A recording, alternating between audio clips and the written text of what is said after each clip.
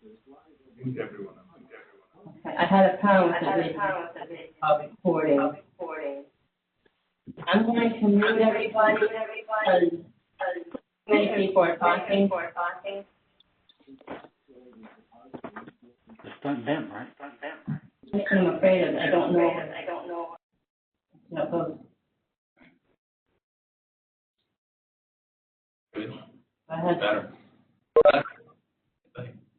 So we see some of the problems. Some of the problems seem to stem from the criminal justice reforms that they have made, typically, especially in the juvenile justice system, and also with the latest accountability bill. And I think before that, even there was another statute that limited pursuit by our police officers. So all of that, with I'm sure other issues in our state, has led to this crime problem pretty much everywhere in the state, from what I understand, certainly in the central Connecticut area. All towns are seeing this, pretty much the same MO, and we'll have the police department talk a little bit more about it specifically, as well as the police commission. But our job as a town council, and all the mayors felt this way, is that we have to send a message to Hartford, to the governor and to the legislature, that they need to go and look at some of these things that they've passed in past legislation, and perhaps make some additional changes to them. So our resolution, and I also want to mention that although this just came to us tonight, and I sent it out to the council this morning, I think it got to everybody around 11:30. It is a little bit of short notice. I apologize. We didn't have all day to look at it. It's a 3-page document. We'll read it into the record in a moment. But it's nothing different than what we've been discussing for the last few months. There's no change. There's nothing here that we haven't already heard from our police department, from our residents, and from the surrounding towns. So it's not like something new that just came to our attention tonight. It's been happening for quite a while. Our residents are afraid. They're not happy with what's going on, and none of us are. And there has to be something we can do as a body here in town, as a political body, and that would be to hopefully send a message to Governor Lamont, to the legislature. We'll give it to our, obviously, our representatives as well to take to their new session that starts on Wednesday, and ask for a conversation. That's really what we're asking for in this resolution, as you will see. And we have to figure out some way to do a better job of reforming our criminal justice system. I mean, I find it insulting to me as a law enforcement officer for 30 years and an attorney to take discretion away from the police when they have to pursue a vehicle. That's a very fact-specific situation, much like the situations inside a shoot or don't shoot someone when you're out on the street as a police officer. And to try and limit things like that certainly puts our officers at great risk, because that's a decision made on the fact-specific basis at that very moment, which could happen in seconds or less. And also puts our residents in danger, too, because they can't enforce the law like they should be allowed to. With all the extensive training that they have today, they are perfectly capable of making some of these decisions that the legislature seems to want to decide for them. And I find that personally insulting myself after 30 years in law enforcement. I can't believe the problems that they've created with some of these laws, and that needs to be looked at. So that's just my commentary. I apologize for that, but I feel that strongly about it. So what I'd like to do now is read the resolution into the record. We'll have a motion later. We'll take a vote on it. And we'll have some discussion, plenty of time to discuss it. We could stay till 1 in the morning if you want. I got all night. Stay here all night to discuss it if we want to. I just want to mention before we read it into the record, some of the research that is in the beginning of it, which talks about the juvenile justice system and some of the reforms that were made. That was vetted by our police chief, looked at it, the police chief in Cromwell, police chief in Rocky Hill. And a lot of the information, from what I understand, came from a former state attorney in our chief state attorney's office, who was the head of juvenile prosecutions for the state of Connecticut. He just retired at the end of this year. But so the facts in here, I'm pretty confident are the facts. And, so we've done some research. We haven't just put something together and not done our research. So without any further time, I'd like to go ahead and read this in. I guess we should take a motion first, right? Do we take a motion to, well, we're not adopting it yet, right? You're having discussion. We said we're having discussion, so. So currently what's on the agenda is discussion. Right. So, Jeff, you can correct me if I'm wrong, so I would go ahead with the discussion. Okay. And then after everybody's comfortable with the resolution, because there may be during the discussion, something comes up that you may want to change on the resolution. So once you're happy with the resolution, then at that point, I would suggest, just to be clean, is to make a motion to add it to the agenda. And then at that point, you can then vote to adopt it. Jeff, are you comfortable with what I'm saying? That process works fine. Okay. So with the discussion, and why I want to discuss it a little bit, which is great, so we can have our, and we'll go to the police department and the chief and the police commission to add what they will be adding to the meeting. I want the residents to understand what the resolution says, and through our discussion, hopefully with the council here, they'll understand what we're talking about. So I'm going to summarize it very quickly. I won't read through the whole thing at this point, but we basically start with some of the legislation that has caused some of these issues. Without reading, it's hard to pick out any sentence here, but there's just a lot of different problems in the criminal justice system that probably need to be reformed. That's the beginning of it, and we go through that into page 2. But the crux of it is really this, that we are kind of acknowledging that we witnessed this criminal behavior across Connecticut and in Berlin, consisting of young people, juveniles, entering our neighborhoods in groups in search of unlocked vehicles, smashing car windows, gaining access to locked vehicles, stealing valuables, and stealing vehicles, obviously. We're witnessing a trend where the youth offenders are using the stolen vehicle to commit more serious crimes, and while acknowledging that motor vehicle break-ins and vehicle theft are crimes of opportunity, we're equally cognizant of the fact that current policing standards prevent officers from, among other things, engaging in pursuit. As a result, our officers find themselves being baited by drivers of suspicious vehicles to engage in pursuit, and worse, are encountering situations wherein once the officer pulls to the side of the road, the occupants of the vehicle turn around and drive towards the cruiser. So we're asking the state for additional tools to be provided to both law enforcement and the courts to hold juveniles accountable. And I'm just going to read the last part of it. I just want it out there so the public hears it as part of the discussion when they are able to speak in the audience of citizens. That the Berlin Town Council, if we adopt this, strongly encourages the governor to recognize the matters pertaining to juvenile justice insufficiencies, escalating crime, and public safety have resulted in serious consequences for the citizens of Berlin, the town itself, and its law enforcement, along with the corresponding lack of consequences to those perpetrating this criminal activity. The Berlin Town Council strongly encourages the governor to meet with local leaders to understand the seriousness of ongoing criminal behavior and require lawmakers to address these problems with meaningful, impactful juvenile justice reform that balances the need to protect our youth with the need to protect our residents. In the interest of fairness, to ensure that the state of Connecticut is responding to the needs of its constituents, the Berlin Town Council supports and strongly encourages a meeting with the governor to partner and identify solutions in the best interest of all stakeholders. That absent collaboration and meaningful reform, this type of criminal activity will increase and can potentially become more violent, a grave threat to the public safety of our residents and a disservice to both our youth and municipalities.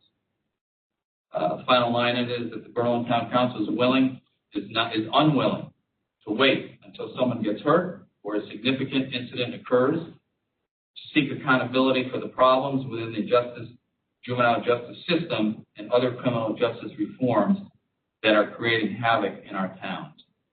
So we're asking for a conversation with our elected officials in Hartford, our legislators, as well as the governor. That's what we're looking for right now. We think that will serve our residents and help in Berlin. I just want to turn over to the council now, just start this discussion for a moment before we get from our police department presentation. Whoever wants to. Speak, Don. Well, I will just say that I completely agree with you, Mark. Things are out of control. I myself don't feel safe. My husband's a police officer. He feels as if his hands are tied. I know that we have reached out to the community and told them to be diligent about locking their doors, locking their car doors, not having, things that look like they shouldn't be stolen, taken out of there. We need to make these juveniles accountable, and there needs to be a consequence, because if there are no consequences, this will continue to escalate. I wanted to be on the Judiciary Committee in Hartford, and I was fortunate enough to be given that assignment. This is going to be one of my top priorities, as it is with the House Republicans in Hartford. We need to change the police accountability bill that recently was passed, or have it completely thrown out. It's out of control. So you have my 100% cooperation. Anyone else from council? Peter, Joanne, Mike, comments? Go ahead, Joanne. While I appreciate the research and the drafting of this resolution, it was just presented to us around the noon hour. I would like personally to have an opportunity to read this in its entirety, and would like to see this put on our next agenda. I don't want to delay it any further than that, but I can't. And I'd also like to get some input from our commission and from our chief of police. Certainly something needs to be done. We all realize that this issue is not exclusive to Berlin. This is happening around the state, around our country, for a myriad of reasons. Obviously, the pandemic, there's those that say, this is a juvenile matter, that it's predominantly 18 to 25-year-olds. We all know that the Worthington Ridge break-ins just recently were attributed to a 35-year-old who had addiction problems. I mean, that along with people just being, just desperate with what's going on, the mental health issues arising. Certainly kids with too much time on their hands. Most certainly this needs to be addressed. I'm a single woman who lives alone here in East Berlin, and so it's a great concern to me, and my son that lives here. But I would like more of an opportunity to hear more from our commission, to hear more from our chief this evening, and to be able to read this 3-page resolution completely, so that I can I can vote on this and feel comfortable doing so. Thank you, John. Peter, Mike. I've always said that our process is as important as our product. And I'm kind of disappointed to get a 3-page resolution dumped on me. I wasn't home at noon. I got it late this afternoon. And it's not doing anyone justice to rush this through tonight. I mean, as we know, this is simply a resolution to the governor, which is the wrong person to address. This should be addressed to the legislature.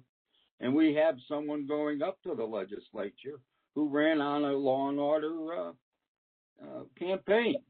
So I have all the confidence that our representative-elect would be able to handle this. Why are we handling it? I don't feel comfortable voting on something I saw 2 hours ago. And I may have more comments, but that's my comments.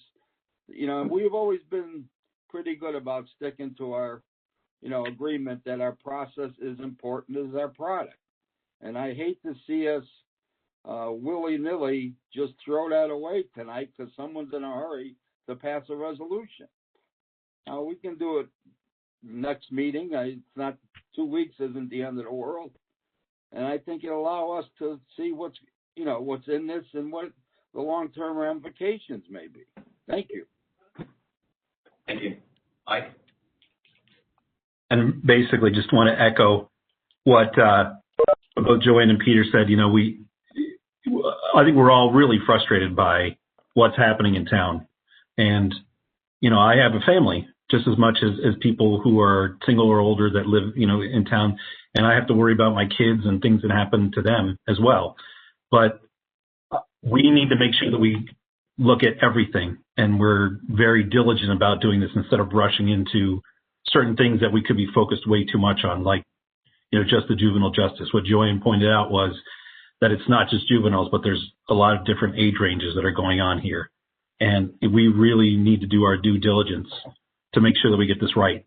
You know, and like Peter said, Donna talked about making sure that we're going to get justice, and I know that she will.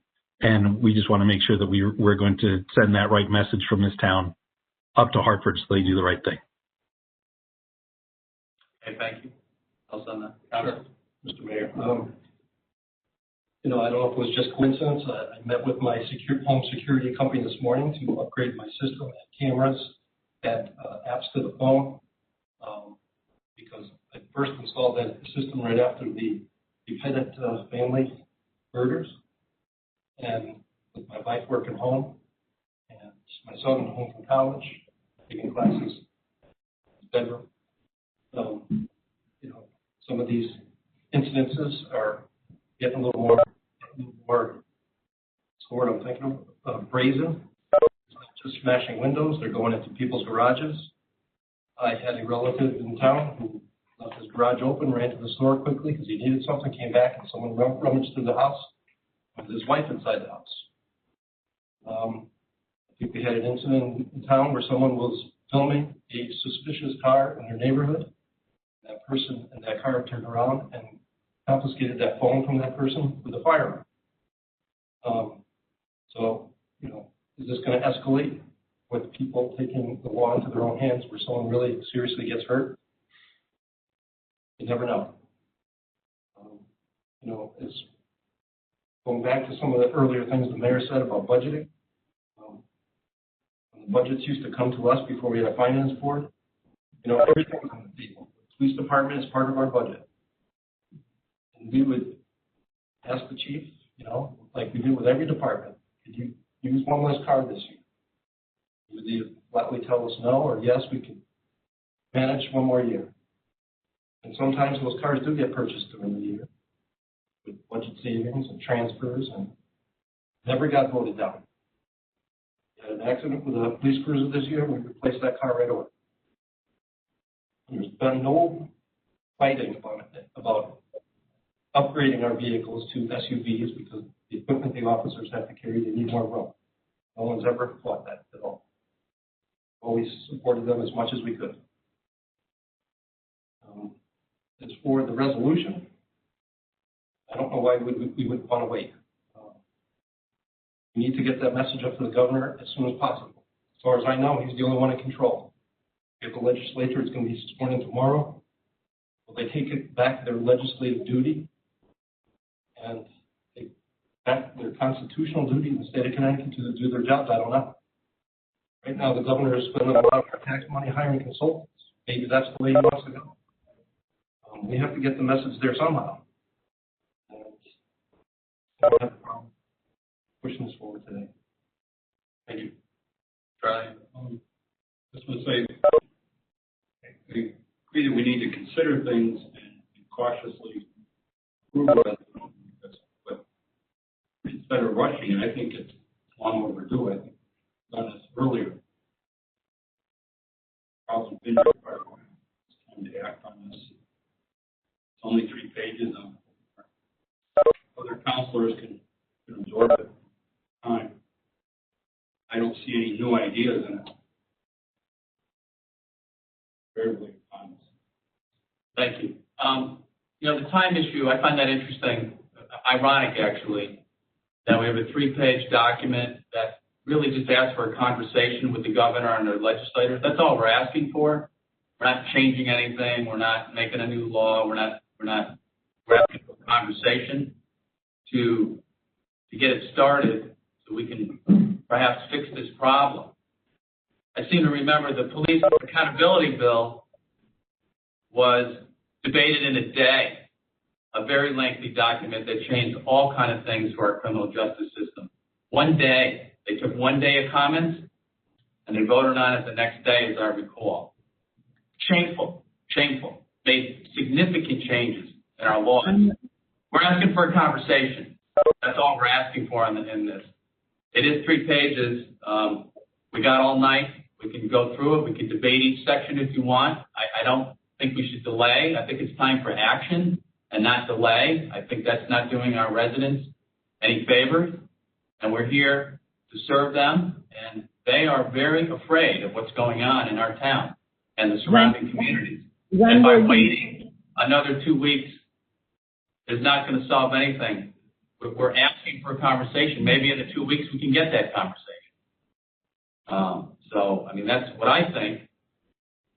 I don't think it's we're not sending any crazy thoughts here. These are facts, and we're asking for a conversation. So let's do this. So we talked about it a little bit. Let's let our police department speak. And then I do want to hear from our residents. If anybody's on the call, so we'd love to hear from them. Let's get their input, and then let's come back and talk about it a little more. So we can go to Chief or Police Commissioner. Good evening. Thank you for having me. Thanks for coming, Chief. Well, I'd like to say a few things. I want everybody to know that this is not, we all know that's a problem that's not unique to Berlin. This is a statewide problem. I mean, just as an example, I've got some numbers here from 2 of the surrounding towns that I could get the numbers from on short notice.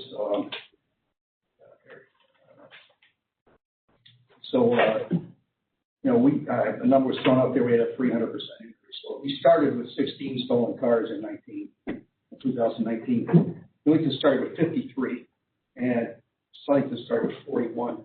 So they were over 250% higher than us out the gate. It's not a good thing. I mean, we're at 67, they're at 90 and 93. So just to give you an example, we're actually doing okay compared to these other towns that surround us, and they're, nobody's doing well, but it's not as bad as it is.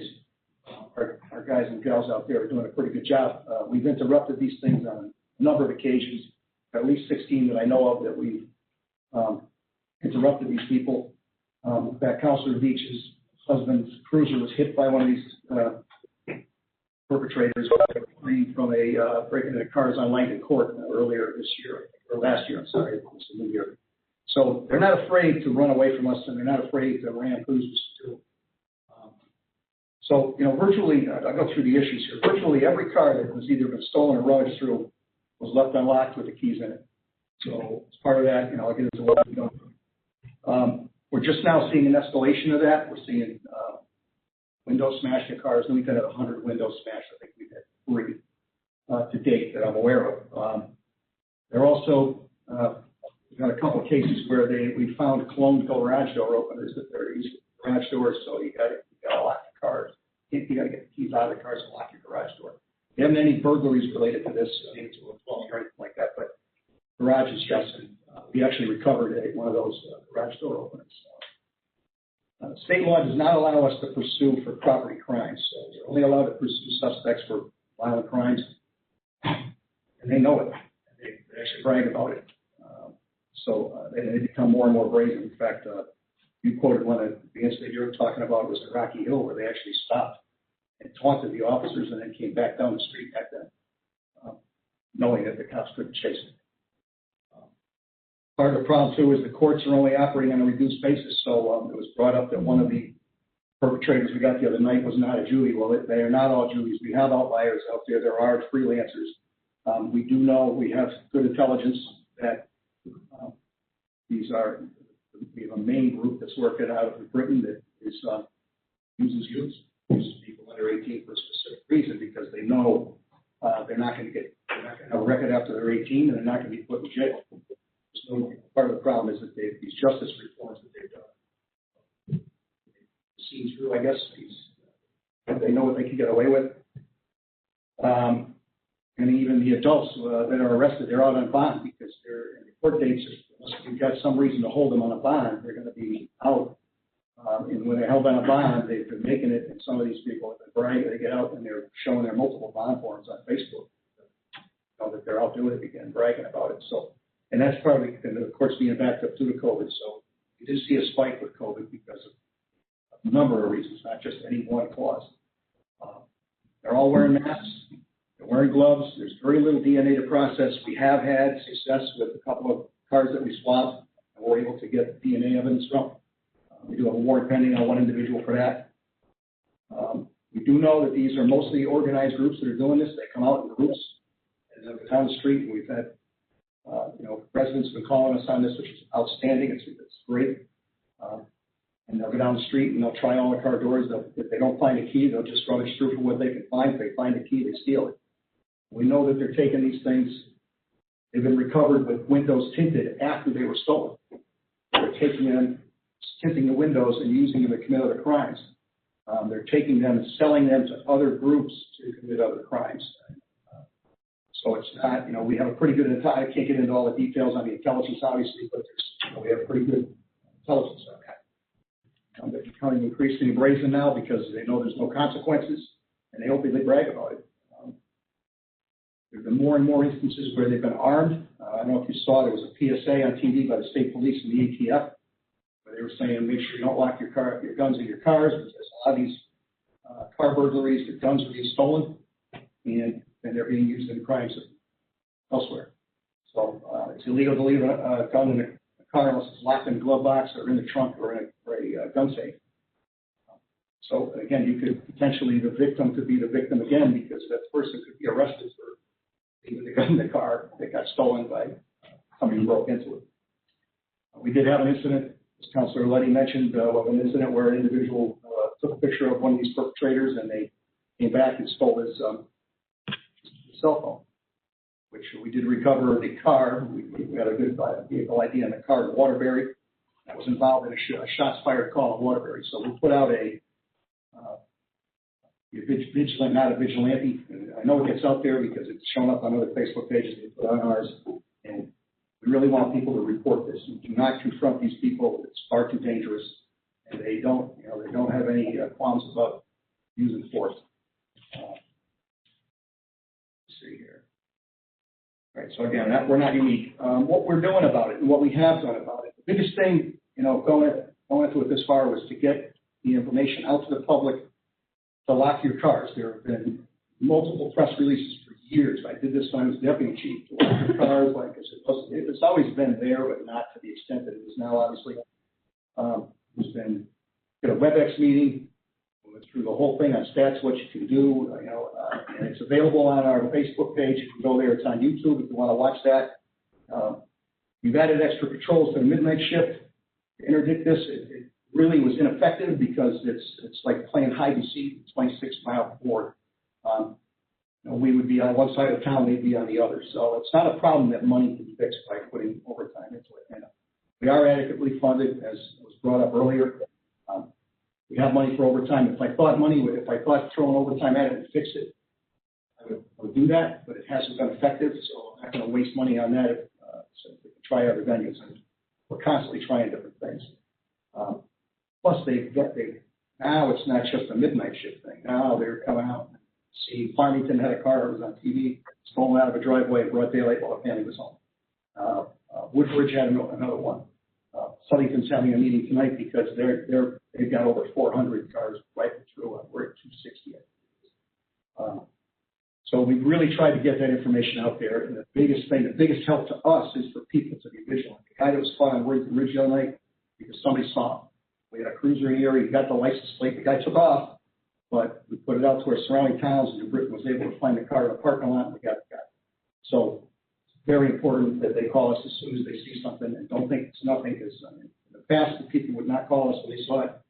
Now we're getting those calls, which is excellent. That's what we need.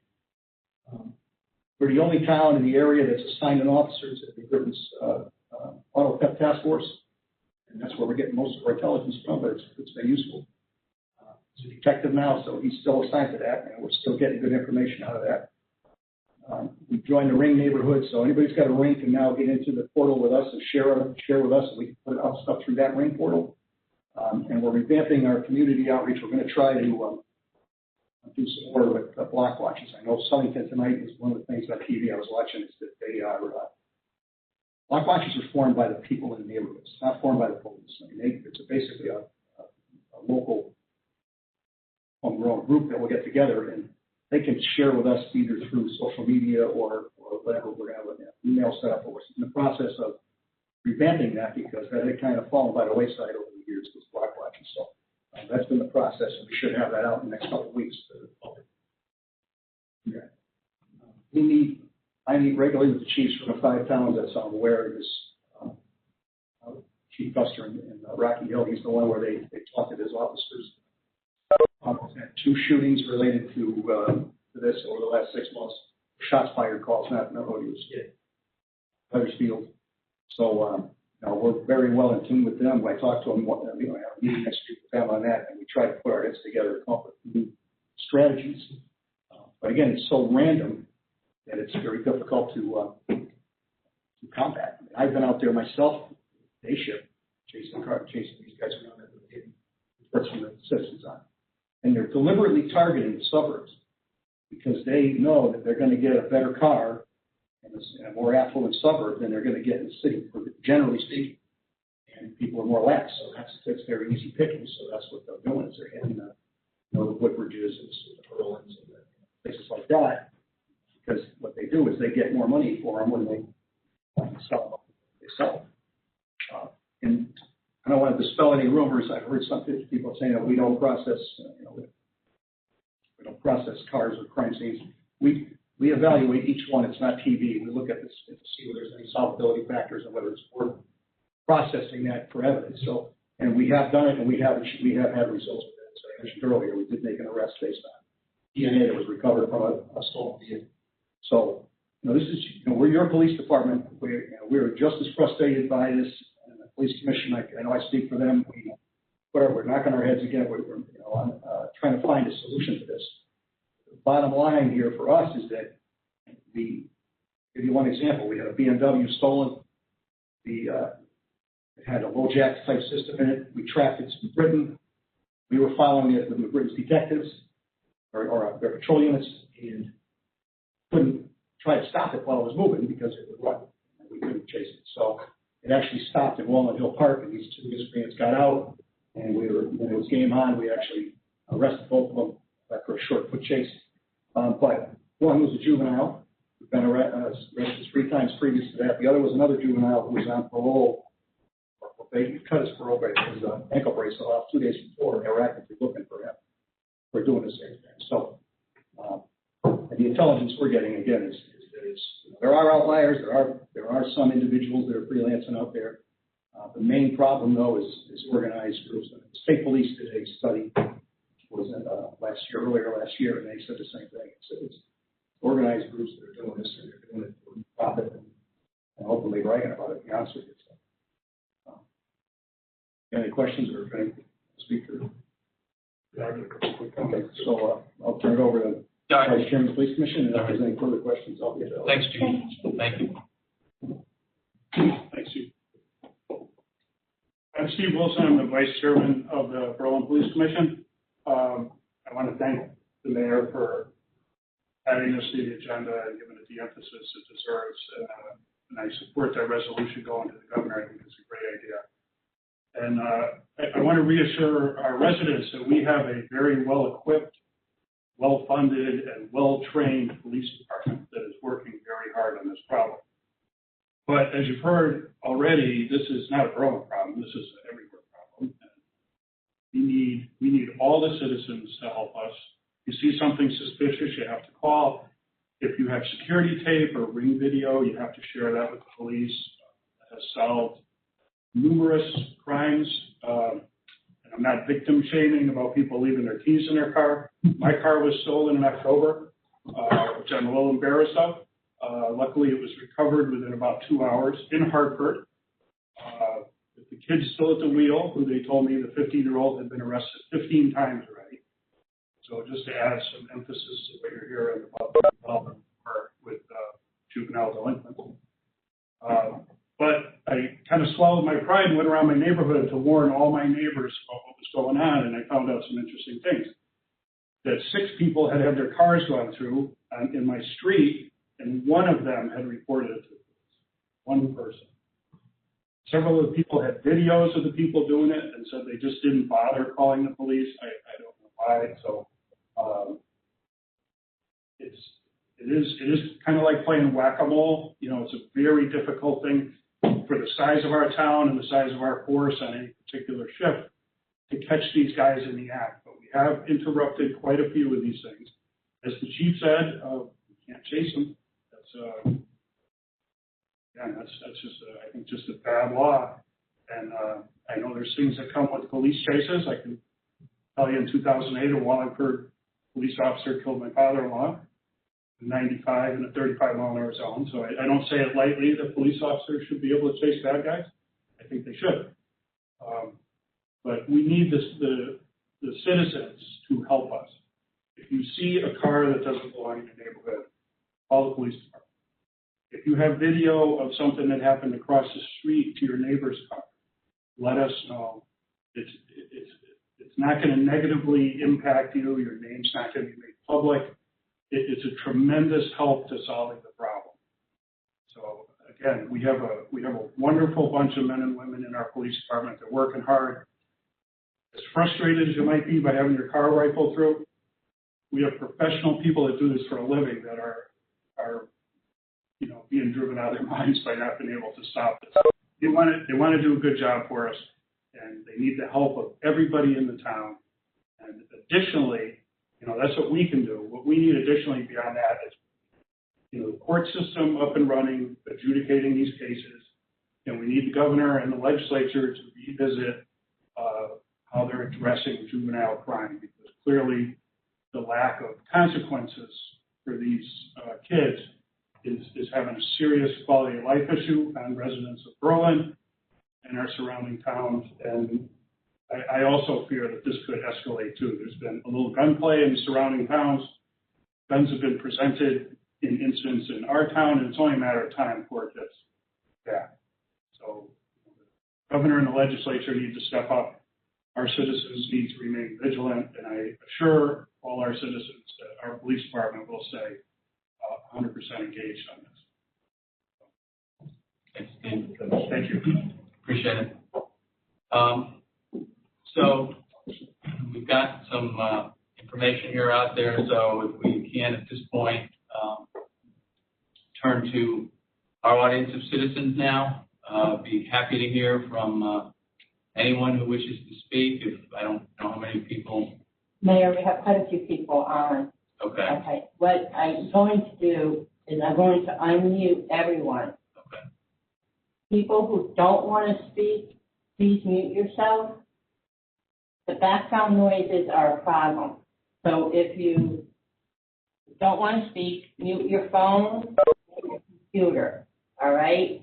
But if you do want to speak, just be quiet until you have a chance to, the mayor will recognize you. All right? Okay, so I'm going to unmute everybody now, giving you all time so that you're not, the barking dog is not there. Can we, if there's a lot of people, just maybe 5 minutes or so, would you want to get across, just so we can get everyone in that want to speak? Usually you should try to keep your comments to about 3 minutes. Yeah. I'm giving them 5. We're trying to be generous. Okay. If it's less, we're happy it's less. But okay. So we certainly want to give you plenty of time to say what's on your mind. Okay, I'm unmuting everybody.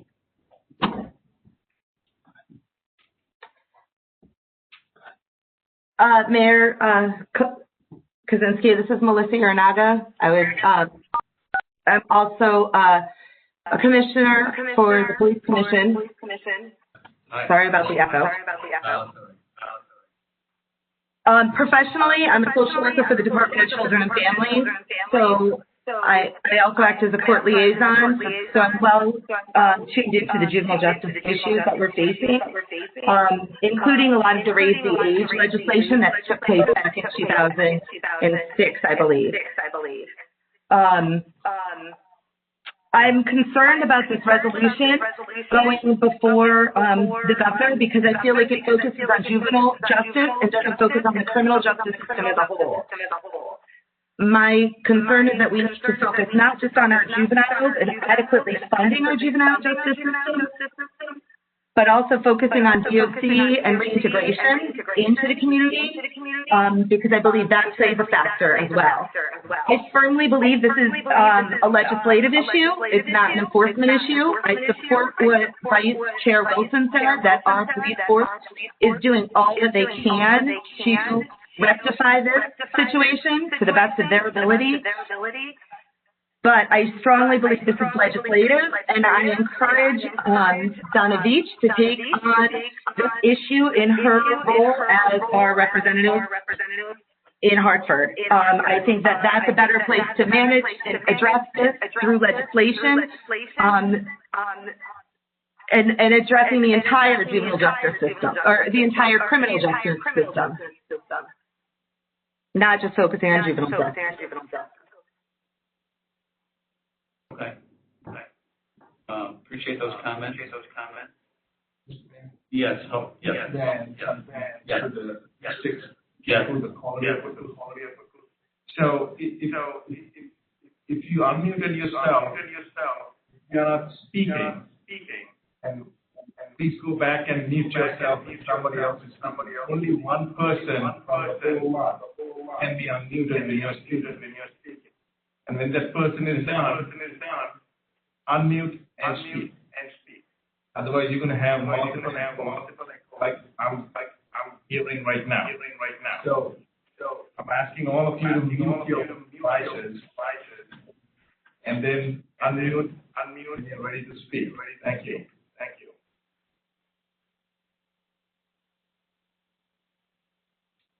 Okay. Better.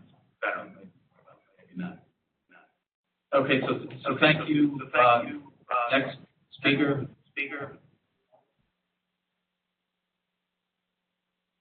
Dennis. I live at 116 Norton Road. First off, I want to thank you for taking the time, adding this to the agenda, and in discussing with the town council and the community that this is a priority for, the town councilors, the police department, as well as Donna Veach. So thank you so much. And my only ask tonight is, I know that you guys have, sorry about that, I know that you understand the severity of this. And at this point, living in Berlin, I've never felt unsafe to walk my dogs late at night or to be out late at night, be up late at night, living on the corner of Norton and Cole. And I'm a night owl. Sorry, my baby is talking over me.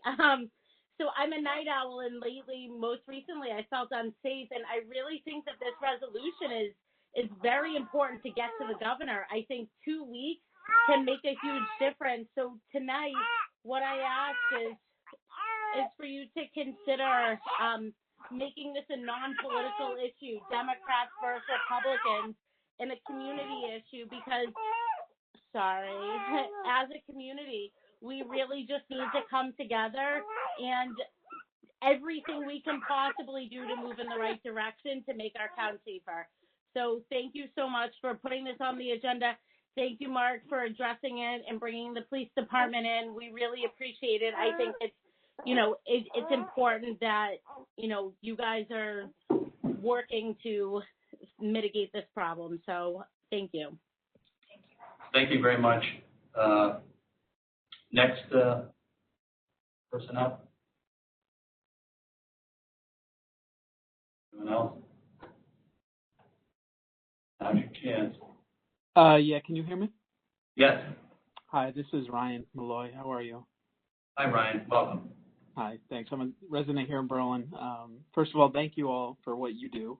I don't get a chance to be on these often, and the fact that you guys take your time, your personal time to do this, again, thank you. The one thing that I don't hear and concerns me really in every town throughout the country is a technology-driven approach to try to stop this. I saw this Dateline about 6 months ago. It's a small town. in North Dakota, and they had, granted it was North Dakota, they had stopped almost all crime by implementing a commercial camera system.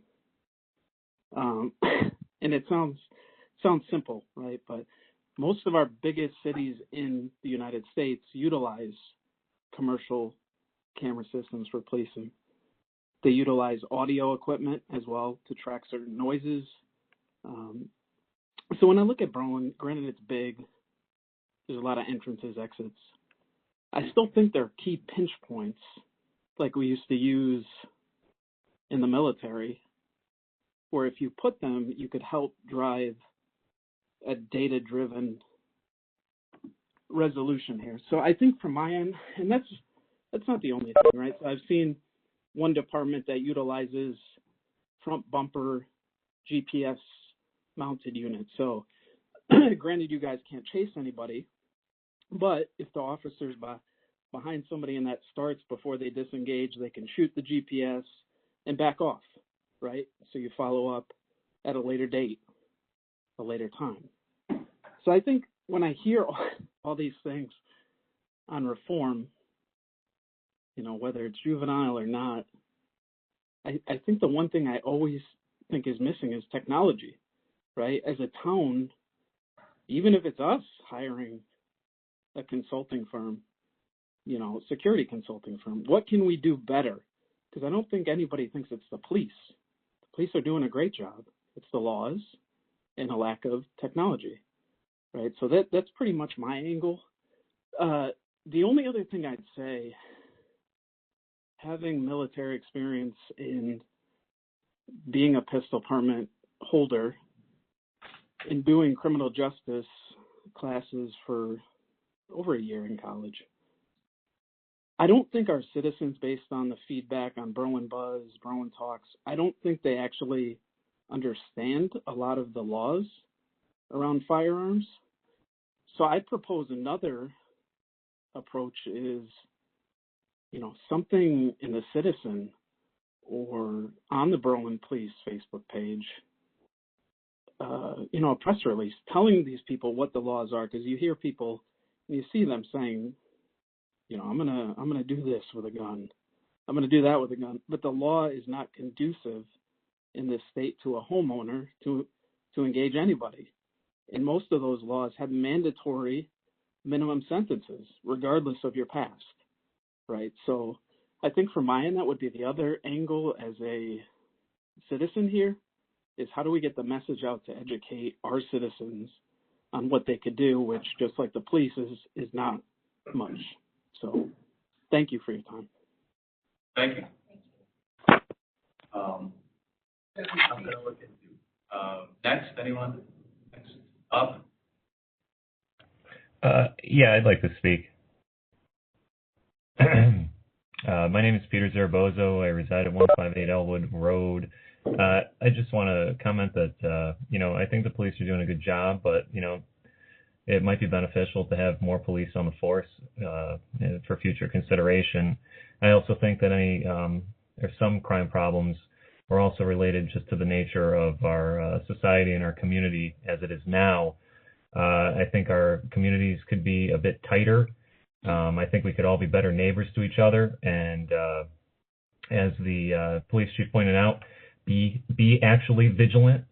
My concern with the points that Ryan had mentioned, with people kind of taking a vigilante approach or being a bit more paranoid and being on edge with walking in town at night or just being in their home, is that, you know, we may inadvertently be targeting or turning or you know, calling the police on our own citizens who may be out walking, or confronting them and creating hostile situations that may not need to be created. So I would like to see the town and the police force engage in some form of, or encourage some form of either neighborhood associations or watches or some type of meetings to help bring people together and help people come to know their neighbors better, even if it's just on a simple identification or observation level. Because the stronger your community is and the better you know your surroundings, the safer the town is going to be as a whole. That's all I have.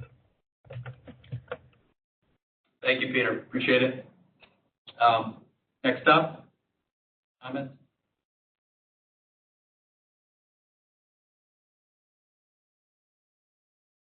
Don't be shy.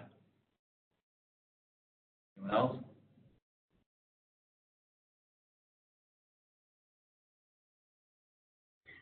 Hi, Mr. Mayor. This Yes. is Kim Bailey. I reside at 1424 Orchard Road here in Berlin, and I've been listening to the conversation and concerns. And I think one thing that we're forgetting is that it seems that the system, the way it's set up right now, encourages criminals. It sort of takes a lesser path with penalty for them. And I really think that by sending a letter, not much will probably come of it. However, I think the intention is to move it forward back to the governor and back to the legislators and to make a statement with the other towns saying, listen, we've got an issue with crime, and it doesn't come down to the residents and it doesn't come down to our police department. It comes down to the laws that have been created to protect the criminals. We've forgotten that we're here for the citizens, and these people are not citizens of our town, and what they're doing is not welcome here. And I think that we need to make that loud and clear along with the other towns and let the governor know we know what's happening, and we're aware of it, and we're addressing it on our own level, but they need to address it in Hartford, and they need to get off the ball, and they need to do something right away. Seems to me that during this corona thing, there were executive orders flying out of the governor's office all the time, telling us when to wear a mask, when to eat out, and all the other stuff. He should be able to do something just as easily to help support law enforcement and to make it harder for criminals to get off the hook. I mean, this idea that a police officer cannot chase a crook in a car because it might cause a hazard is sickening, because that person is going to drive irrationally anyway in the getaway car. He's not going to take the time and say, oh, the officer won't stop me, so I'll stop at this four-way stop sign and I'll let the guy on the right go first. That's not going to happen. He's still going to drive in an erratic manner, and he is going to hurt somebody. So, I mean, I think that what you've done with the letter, it's 3 pages. It's just telling them that you need support legislation through the legislature, and I think you need to move it in that direction. Because for us to wait 2 weeks, what's going to happen in 2 weeks? Don't know. But anyway, that's it, Mr. Mayor. Those are my comments, and thank you for having this public hearing. I really appreciate it. Thank you. Next up, comments? Hello, Mark. Hi, this is Raul Fernandez. Hi, how are you? Hi, guys. Happy New Year. Thank you for all this. I appreciate it. I think that it has been mentioned a few times, but I think this is not just a juvenile crime element. I think it's a crime element, period. I'm terrified of the things that I've seen on social media in town.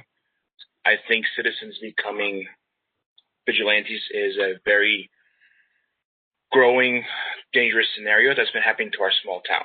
I think as neighbors become against neighbors, because let's face it, we don't know who is who. Like if someone's walking in my neighborhood, I may not know them personally, but they live maybe 1,000 feet from me. I think it needs to be addressed by the town itself, by the police department. I think they've been doing a great job on Facebook, but I think what needs to be done. But like I said, I think it's very important to reiterate that this is a crime element. It is not a juvenile. It is not an adult. It is a crime element. It needs to be addressed as such. That's kind of what I have to say. And I appreciate you guys. Thank you. Thank you. Appreciate it. Next speaker.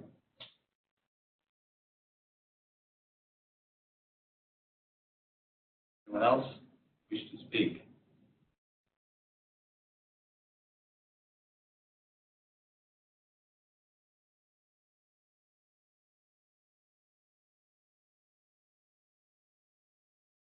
Anyone else? Yes, please. least the lower wage. You know, I would have to agree about some of those comments about the age groups. But the juvenile issue is one issue of crime. We have past administrations here in Connecticut that past for supported the early release program, criminals, and that's a whole other topic. You know, we let criminals out on these good behavior points, and they immediately commit crimes with no consequences. And, you know, poster boy for that was Frankie the Razor Resto. And, you know, it was almost kind of hushed because it was a gubernatorial race that year. But he gets out of jail in April. By June, he finds a gun, not in normal processes. He goes and shoots a store owner in Meriden, point blank range. So those are the kind of things I think I do agree with, have to be addressed. But that's for a different topic for a different night. Thank you. Thank you, Brendan. Anyone else from the audience of citizens? One last time. We'll move on to some discussion here. Anyone else? Once? Twice? 3 times. Okay, so we'll go ahead and end the audience of citizens continued here and move on just to our discussion. Listen, I will say that some of the comments from our Jornaga, the police commissioner, and others, listen, I don't think any of us are adverse to adding to this resolution because that's kind of what I heard, that it's more than, you know, the juvenile crime is definitely an issue, or the justice system is what has been happening, but certainly could add some extra wording in here about other issues too in our criminal justice system. In brief, again, you know, this is not a treatise on criminal justice reform, right? This is just a basic ask, and what seems to be the problem right now does seem to be the juveniles and the system that has been created. But there's nothing to add a few words in here. And also, I mean, we do plan on sending to our legislative representatives as well. We could certainly just add a word in there. I think we do mention the legislature here somewhere, but we can tweak it. That's no problem. We can tweak it tonight. We can, you know, add it in. May I please? Yeah. That's precisely what I was requesting earlier this evening. Yeah. You know, I mean, when you say tweak it tonight, you know, can we? I don't. It's beyond me how 2 more weeks is going to make a difference in being able to comprehensively review this and editing it and adding to it. I don't understand what the rush is this evening. I mean, this is not going to make a difference within the next 2 weeks or deter or reduce what's going on in this town or anywhere else in the state. So that is precisely and only what I am requesting is to have it put on the agenda. And in the meantime, we can review it. And yeah, certainly let's continue to discuss it tonight, but I still don't understand how we're going to be able to vote on this without having a comprehensive and revised draft for all of us to review. Well, I mean, waiting 2 weeks to me seems like a very long time. You can tell, I guess, the next victim in Berlin that we waited a couple of weeks because it wasn't that important, maybe. No, that won't. Certainly, that's because we. No, I understand that, but that's kind of the perception, and I think we waited long enough. We've been discussing this for 6 months. Then why wasn't the resolution presented to us earlier? Why today at almost noon? We just got together with the towns recently. Just got this information. Rocky Hill voted on it last night. Cromwell voted on it. So if that's the case, can we go through each paragraph by paragraph? I would like some input from Corporation Counsel. I would like input from the Commission, from the Chief of Police as to, you know, what each of these paragraphs mean and what their impart is with respect to each of them. And then I'd like to have a comprehensive discussion as to what, you know, we can add. with respect to making it more comprehensive and just not focused on juvenile. So this is all that I am requesting. Okay. But if it's, absolutely imperative that we vote on this evening, I would like to go through each and every paragraph comprehensively and get input from everybody on it. Well, let's do that. So let's do this. Let's go through it a little bit more specifically tonight. Let's answer all our questions and let's do this. Let's, if everyone agrees, we'll do a special meeting Thursday. Give you a day tomorrow. We'll ask you questions. I cannot do it on Thursday. I have a meeting. I have another meeting Thursday evening. Yeah. Well, can we do it earlier? Sometime 6. What time is your meeting, Joanne? I have it's at 6 o'clock. I have no idea how late it's going to run. Okay. So do you want to do it tomorrow night then? Have a day to digest it. Talk about it tonight for tomorrow night would be fine. Tomorrow night? If we need more notice. Friday evening. Friday evening. Quick. It's just going to be a vote. I mean, we'll do a WebEx meeting, obviously, for the vote. And will there be time for revisions in the interim? Well, we have 2 days till Friday. I think that's enough time. I think we've given it enough time. I think it's time. Yes, I know that's what you think, Mark. Yes, I realize that. Well, I think the residents of the town think that too. Not me. This is not just my residents. This is all the towns around. Yes, it is. The people, the emails that I've been sending back to them. You're right. I concur. What are we doing? Asking to do try this. to get our legislators, the governor, to pay attention so to that what's we going on in the state, right? And we don't, so we're that not going to wait for the very next much crazy appreciated. shots fired to send something to the state. They apparently don't seem to care in our legislature, even, as I said before. It's very personal to me because I can't believe this state. It's personal to all of us. I think it's personal. I know it is, but apparently that we've sent to Hartford, it's not very personal to them. I don't really understand how all of this relates to this resolution right here in front of us right now. It relates because we're taking action and telling our state to please. It's a request for conversation. I don't understand why it's so difficult. We're asking for a conversation. We can take a full top of the resolution and ask for a conversation. Just keep going on. Yeah, all right. Okay. Yeah, okay, right. Okay. Right. So let's do this. Let's go through it tonight. Stay as long as we want to stay. Friday pick a time, whatever time you want to do the WebEx meeting, and then we'll take a vote, and we'll send it along its way to the legislature and to the governor. Wonderful. Is everyone around Friday? I will make myself available for you. Yes. Tonight, I will be available on Friday. What time? 6? Can we do 6 Friday? Fine. Just to call in. We'll have the document. If we can, we'll obviously get your comments tonight. You're certainly welcome between tomorrow and Thursday. Let's say Thursday, I don't know, noon, to send comments to around to all of us, to Jeff, obviously, to Roche, and so we can incorporate that document and incorporate some of them into the document, have a brief discussion Friday, and take the vote. Does that make sense? Good? Great. You good? So tonight, what concerns do you have, anyone on the council, of certain paragraphs that, as we go through them briefly, that you want, more information? Maybe we take something out. We certainly can add.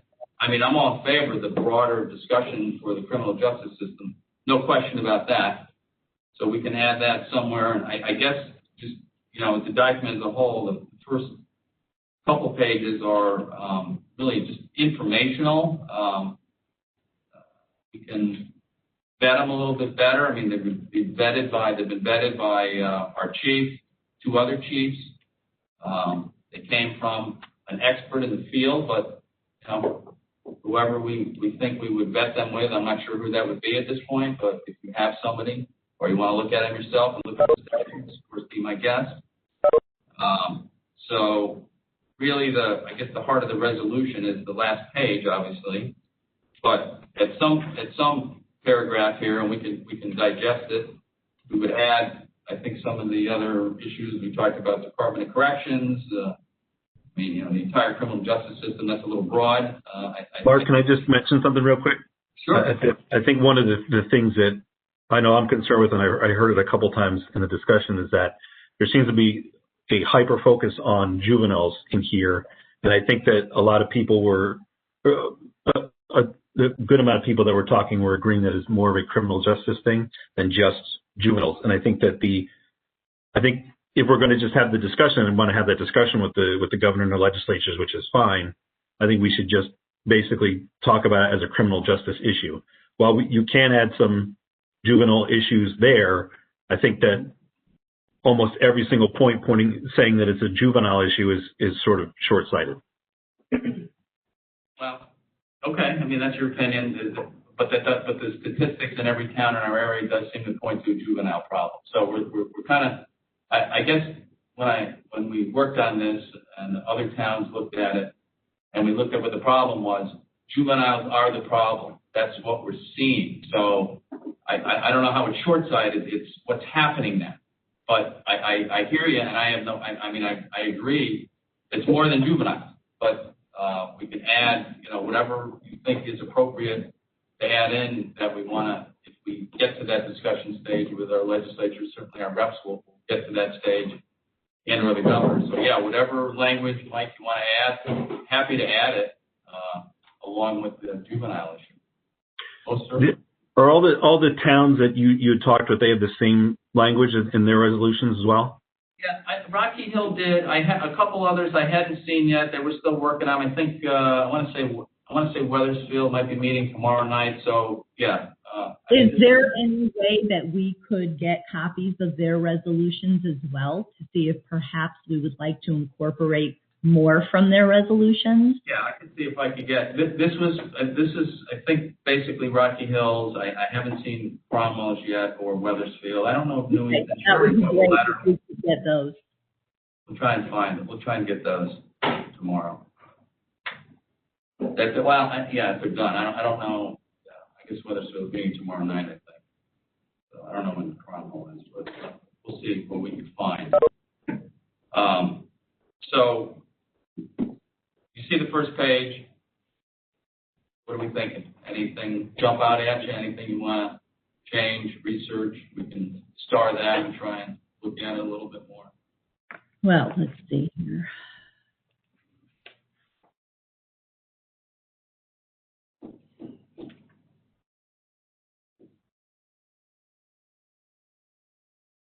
So I'm just curious, the third paragraph down, whereas legislation includes changing the age of juvenile court jurisdiction from up to 16 years of age to up to 18 years of age, and has resulted in confusion regarding police interrogation, secure holding, release options. Can somebody impart on that, perhaps the chief of police or somebody on the commission? I'm not certain what that means, that it has resulted in confusion. What do you think, Chief? All right. Okay, to answer that, I didn't write, I'm reading this too. This afternoon. This was written by a juvenile prosecutor. So this is written for other jurisdictions beyond ours, because I know there's 5 towns that are looking at doing something with this. Yes, this did have, initially this was a problem for us because they've always been 18. So then we had to worry about whether we needed a parent to interrogate them or not. We're pretty much beyond that now, but it was an issue, and it may still be an issue for some agencies right now where we've come to grips with this. So that, specifically it initially was a problem, and again, it may still be for some agencies, but again, this was written for more than one town, I believe. Does that answer your question, Joanne? Not really. I'm just still confused as to what the confusion is. Is it because of you're unable to determine Now, there's different rules that apply to different ages. If you were under 60, between 16 and 18, you used to be a youthful offender. Now there's no such thing. We got rid of families with service needs, so you can't refer them to that. You can't hold juveniles in a secure facility where you can't. So there's different rules that apply based on the ages, which is where, it was like a whole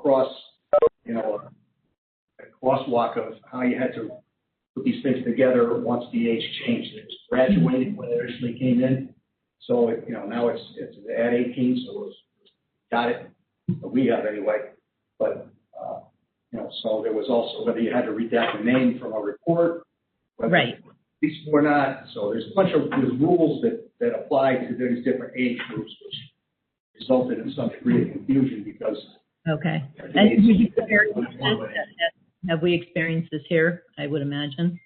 Oh no, we did it. Yeah, oh sure. I mean, we had. We're going to have hiccups in there because you're going to have an officer that gets it and one that doesn't, and then the supervisor's going to get involved. And, so there was a learning curve involved in this for everybody.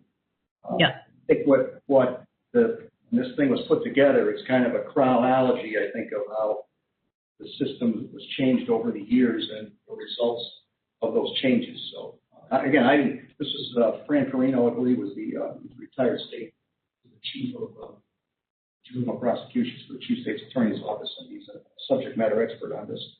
I know that they wrote this, they got their information from him. The resolution was crafted by him?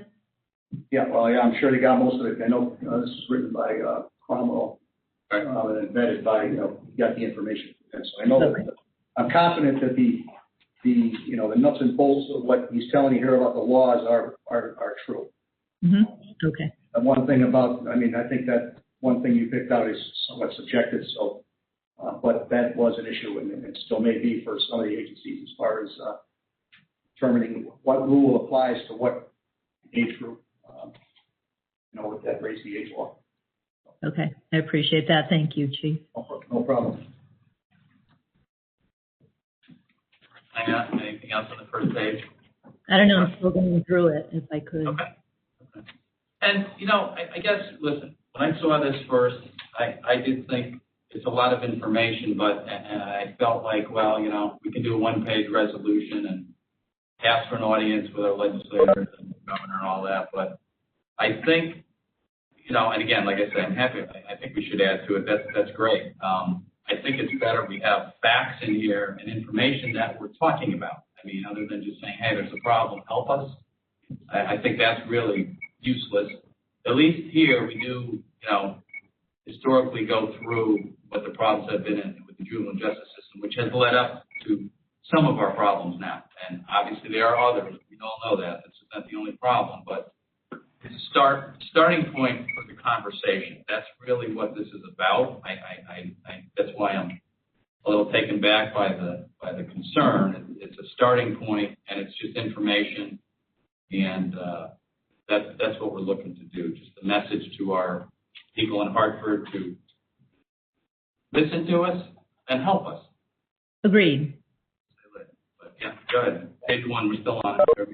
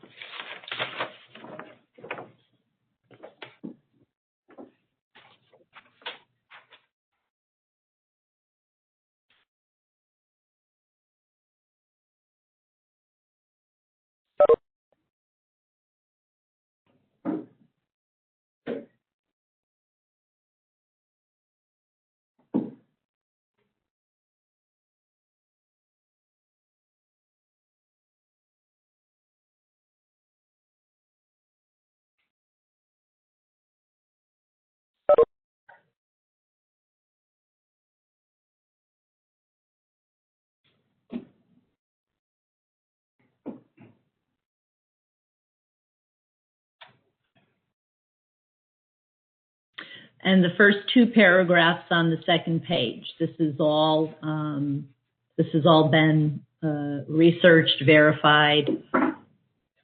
The first two paragraphs, yeah.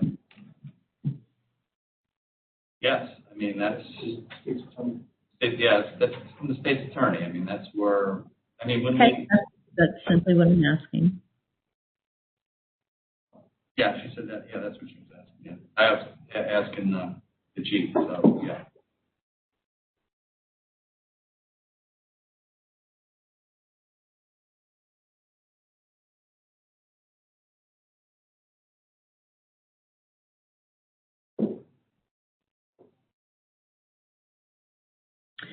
Yeah. So on page 4, page 2, for example, paragraph 4, where we have witnessed a pattern of criminal behavior across Connecticut and in Berlin consisting of groups of young people, juveniles to late teens. So I think that this paragraph, for example, could certainly be revised so that it is not so juvenile focused, and this is where I think that maybe this resolution could use the revision that some of us would like to see, where it's a little bit more encompassing. So perhaps that's one paragraph that could be revised or added on to be more inclusive. Does anyone have suggestions on what we want to include in there?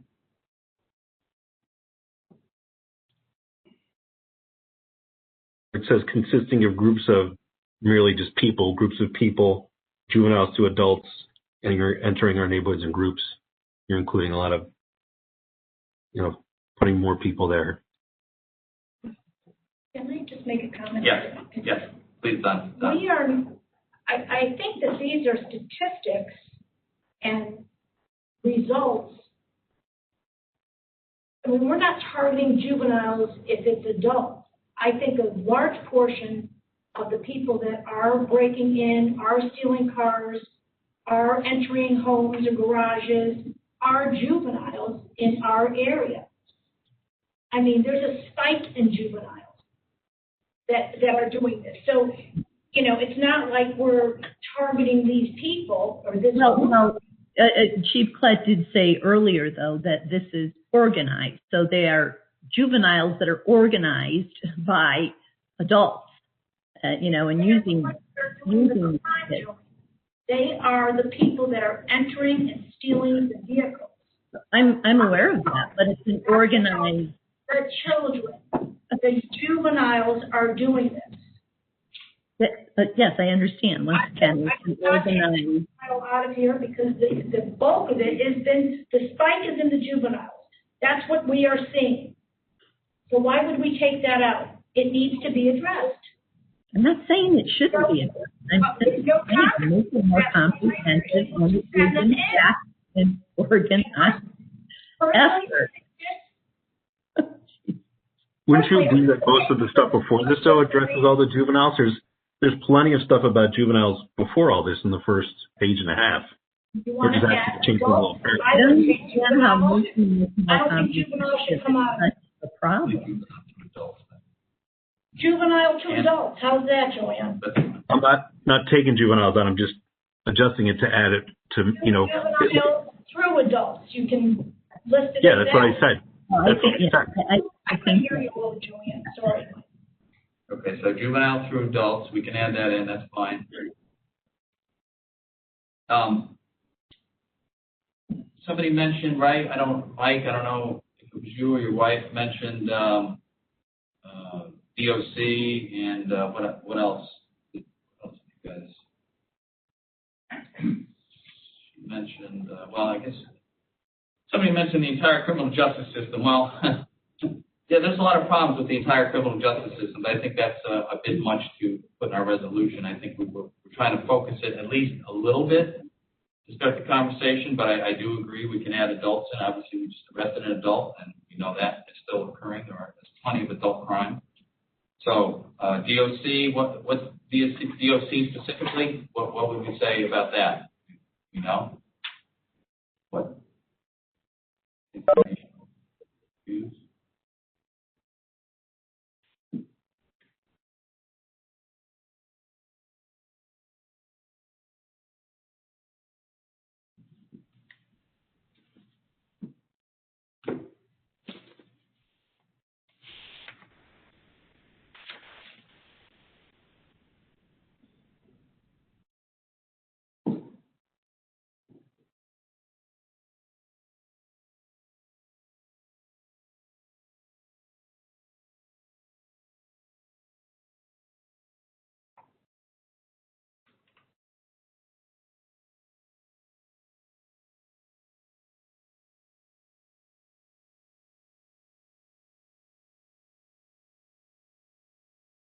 What else? Anything else? I'm reading. Oh, okay.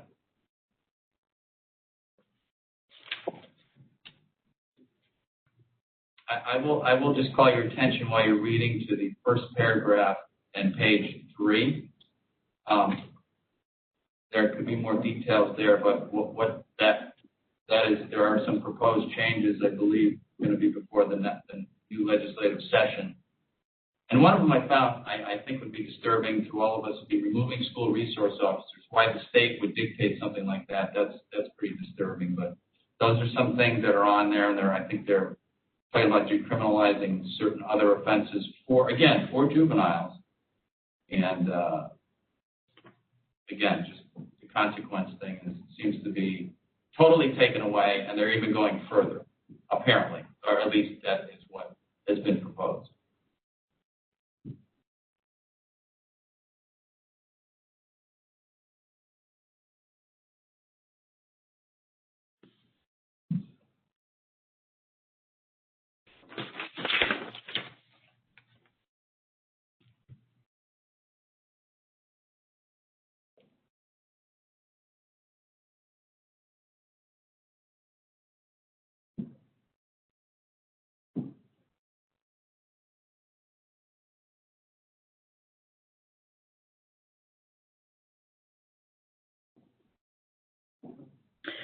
Yeah.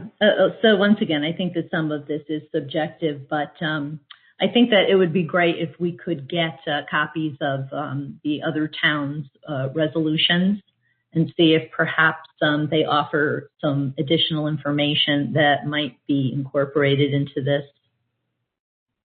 I think that would be really helpful, and I'll be happy to send a draft of what my proposed changes might be, and I would encourage anyone else on the council to do the same.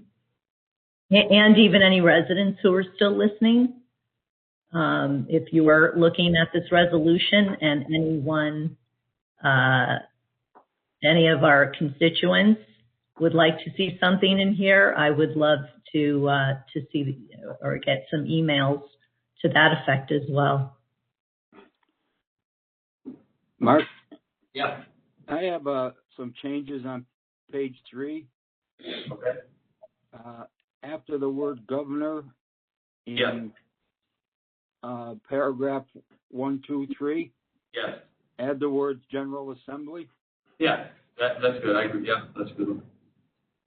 Yeah.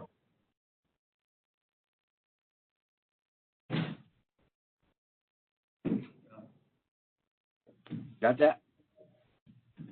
Yep. No, that's good. 1, 2. Oh, yeah, I see it in the third paragraph there too, right? Yep. Last sentence. Yep. Last one. Yep. That's good.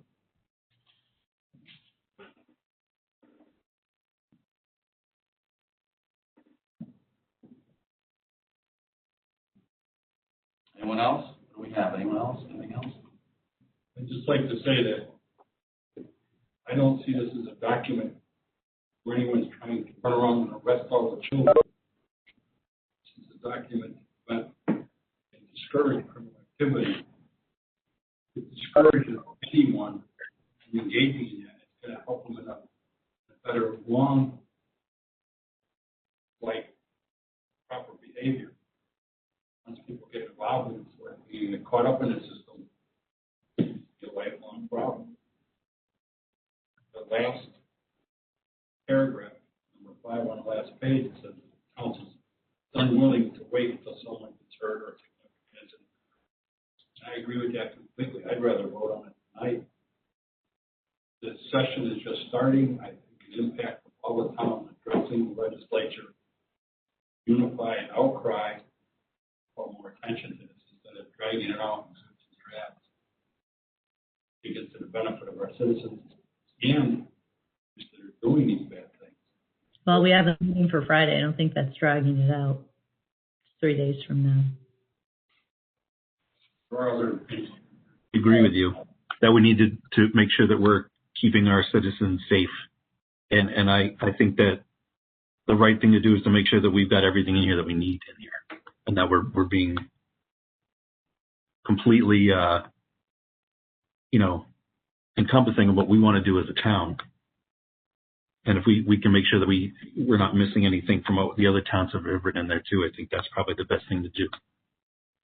I have to agree with Charlie. I think that we should really move on this. I think that the session is opening tomorrow. I think that we can get the attention of the people we need to get the attention of. I think that it's a very good document, put together very well. It's not a law. We're not trying to write a law here. We are bringing attention and we want conversation, and I think that the sooner we work to get this up there, the better off the community will be. And I think I have to also agree that the fact that other communities having and experiencing the same problems that we are moving forward and having this done too. So honestly, waiting 2 more days, I think is ridiculous. I think this is a good piece. I think that, ample time was given to look through it. This is not, your last will and testament. It's a nice piece of paper that has been put together, and I think we should move forward with it. I don't think we have any.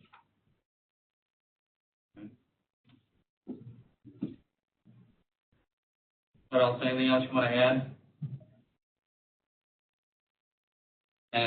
And again, I guess the one thing I do take offense to is, Mike, not offensive, but just this has been vetted through police chiefs and obviously state prosecutors. So I don't know who else we would vet it through that knows more than they do.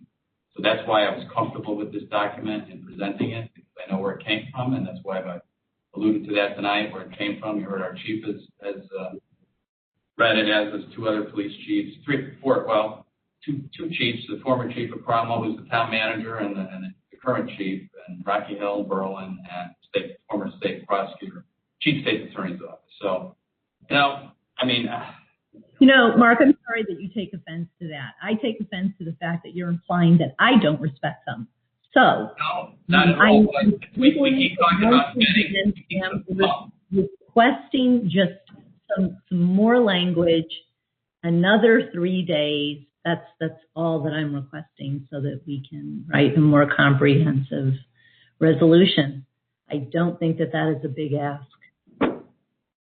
Comprehensive, though, to what? I've heard no one say anything else about comprehensive, but we just added a few words. What do you want to add in here? What do you want to add in here? What is it? Do you know? That's exactly why I would like to see some other resolutions so that we can make it more comprehensive, because I do think that it is too subjective in some areas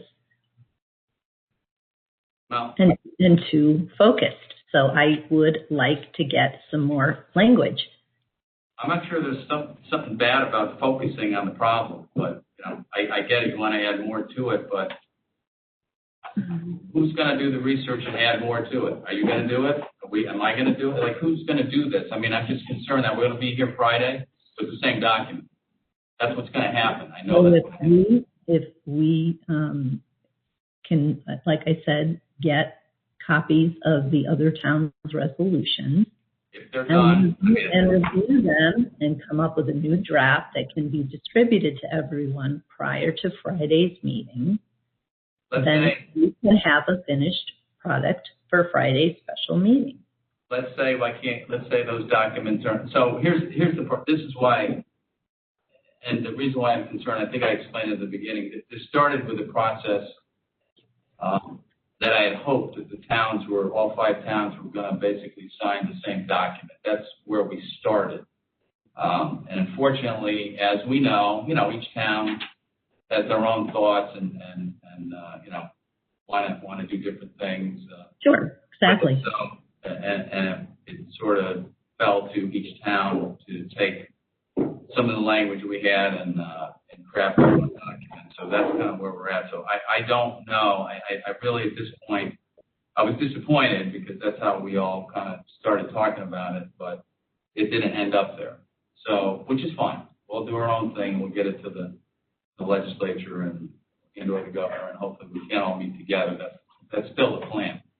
But to wait for the other towns to do what they're going to do, I've been down this road before. I'm sure we all have. We're waiting for a group, and the group just, they have their own issues with their own councils. That's really, what goes on, as we all know, and everyone's different.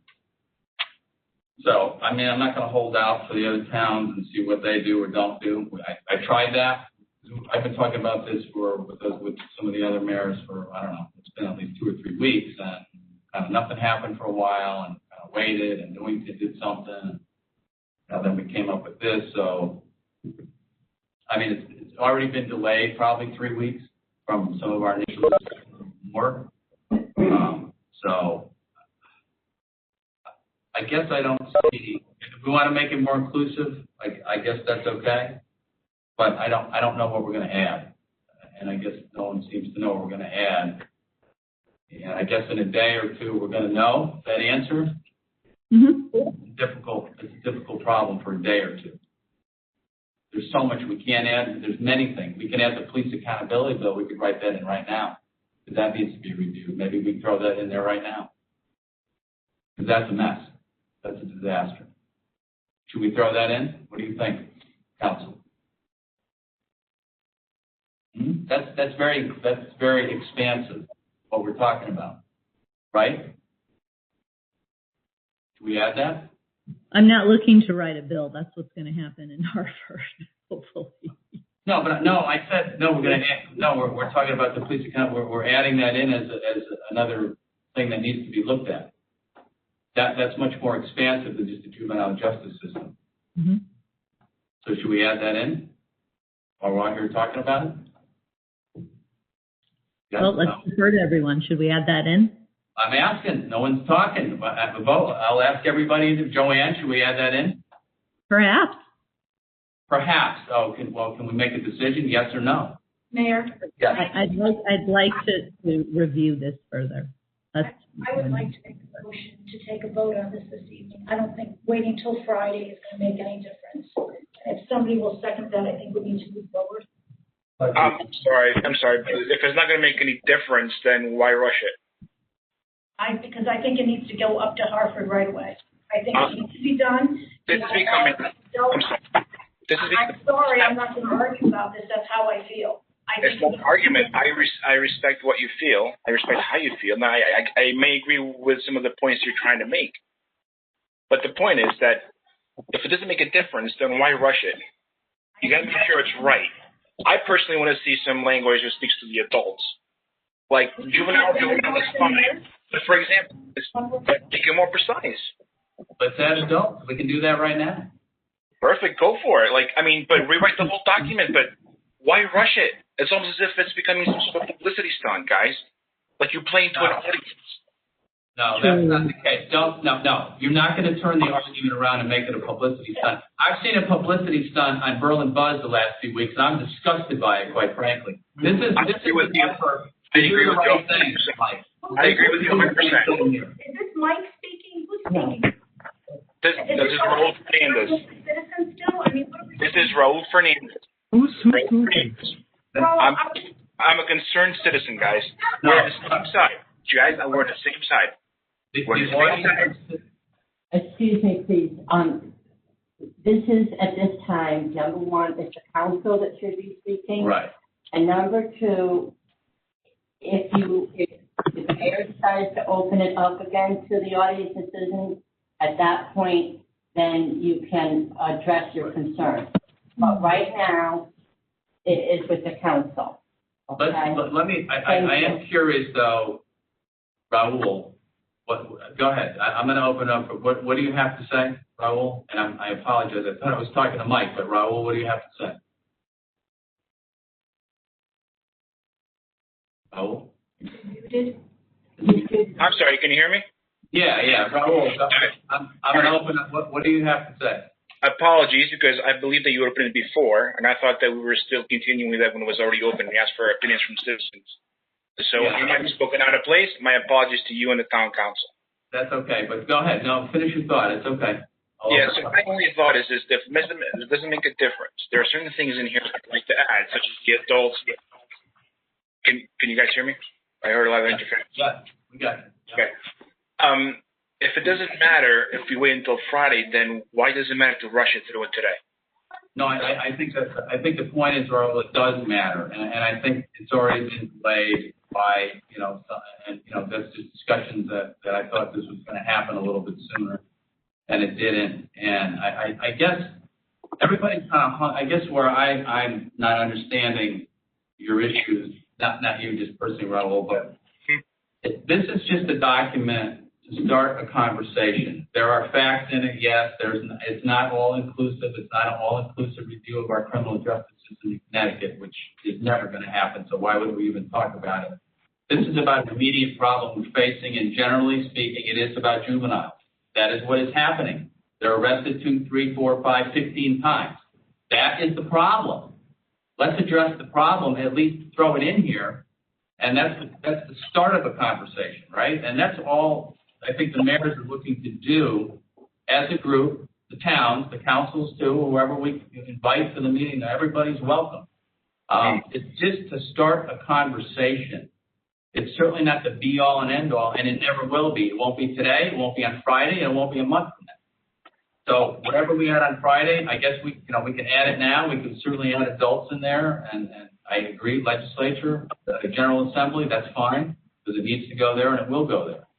So I think we're hung up on the facts as just the start of a conversation. That's really what the mayors envisioned with this. That's why we got it as fast as we could to our councils to get it started. Because the more we delay, the more, it will not get fixed, and there will not be a discussion. So that's why this is not the Declaration of Independence or anything. We're not going to go over it. We don't need to go over it. That's not what it's for. It's really just to say, hey, go. Hey, General Assembly. The towns need help. Police need help. Our residents are upset. Help us. Talk to us at least. Start a conversation. If you look at the last page, that's the crux of this document. The last page says it all. Where we're just saying we want to start the conversation, right? Look at what we wrote on the final page. That's what it's about. I mean, the facts are the facts in the beginning. I think it's important at least to have something in there. So like I said before, we don't have a one-page document that just says, hey, we need to talk to you. We have at least given them some facts to look at. Whether they look at them or not, I mean, the General Assembly, the governor's office, they know about the criminal justice system. They created it. So but we're just kind of throwing that out there. So those are good. I just think that we definitely add General Assembly, adults too. I mean, there's plenty of adult issues, but I don't think Friday. I think you're missing the point of the document. That's why I'm very frustrated. I think our residents are very frustrated. It's been going on for 6 months, and I think it's worth just getting this up there. That they open up tomorrow. The session opens tomorrow, and I think we should get it there as fast as possible. The other towns are going to do it when they're going to do it. I can't wait for them anymore. I mean, Rocky Hill did it already. I think, like I said, Weathersfield's working on it for tomorrow night, but who knows? That's why we couldn't all come together and sign the same one. And that could happen, maybe it happens a month from now, the other towns do it or whatever they do. We've got to do what we've got to do in Berlin. So I think I need to agree. I think, you know what, we'll make some changes here tonight. We'll vote on this document. We'll finalize it, obviously, in print. But I just don't think there's any reason to wait. I don't think Friday is going to be any different. What the purpose of the document is. What the document is in it. The purpose is to start a conversation. That's all. That's all it is. We're not making a new law here. We're not voting on a whole law in a day, which has been done and not read. We're not doing that. We're asking to talk to our elected representatives. And I think they owe us that for the mess that has been created. So, you know what? I would agree with that. I think that's a good idea to get it moving. We're not writing the law here. That's what I've been trying to Dave, say. Amen. I'm sorry, but you're gonna have to identify yourselves, and you still have to go through the mayor. So when you speak, you have to give me your first name, last name, and address. Hi, this is Dave Norris, and I live at 229 Butternut Lane in Berlin.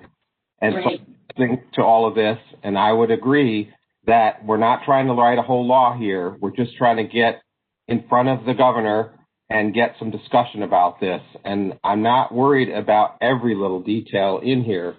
There are some good ideas of things we could add, but I don't see that taking several days of delay is worth it for the few things that we might add just for the point of getting together and having that discussion. Thank you. Right, well, while I open up to other residents, I'll be fair, because I'm very fair. If there's any other residents, one last time, wants to say anything, now is your time. And then I think we'll definitely conclude the public portion and just finish up our discussion here and move on, because we do have some more things on the agenda. But this is very important. This is why it's number one. This is why we took this much time. Anyone else in the public want to speak? Mayor, if I could point out, there was somebody in the chat section. Oh, okay. But chat's not part of the record. Okay. So what I would suggest is if the gentleman would like to say something, so we can get it on tape and on the video and everything, and he should do that now. It was Jonathan Huck. If you're still on and you want to say something, that's great. But I have to have it on tape. Jonathan, if you're out there in WebEx land, please. Okay. Okay. All right. So thank you. Again, we're trying to be fair. Yes. Jonathan? It was just a gentleman that shared with me that he had a petition going around town, and he had to get up at 3 a.m. for work, so he couldn't make the meeting tonight. So he asked me to speak forward in the meeting and just let you know that there is a petition, almost 1,300 signatures. You can see the same thing I wrote in the chat there.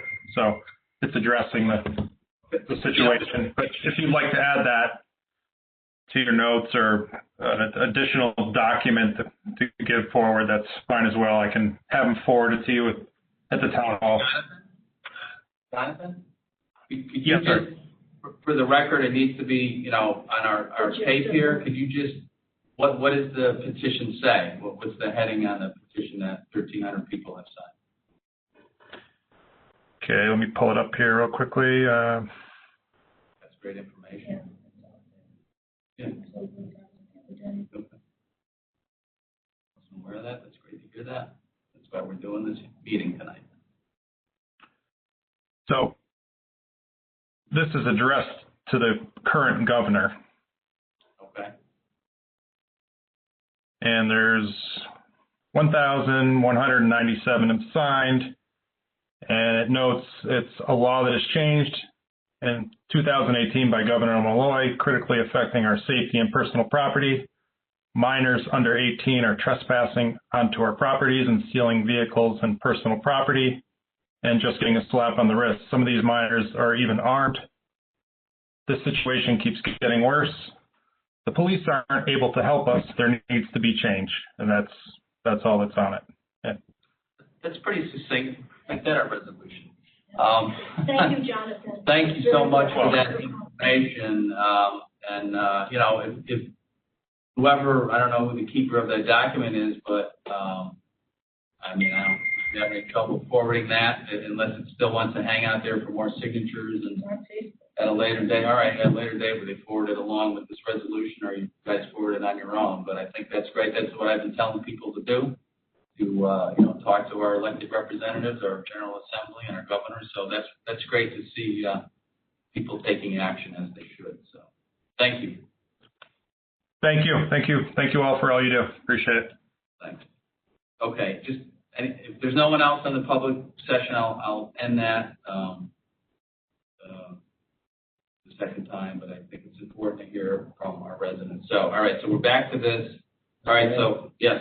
I fully agree with voting on this tonight. As scope specific in the construction industry, that would be the language I would be using. This is the problem we're having right now. We always come back and have another resolution to look at other aspects of criminal activity, especially the early release program and the recidivism rate of those criminals. I think former Senator Len Suzio finally pulled out that information from the state of Connecticut. It was a battle to get that information. Those rates were very high, but that's a whole other story. And I would not, disagree with bringing that up at another time. But this one is specific.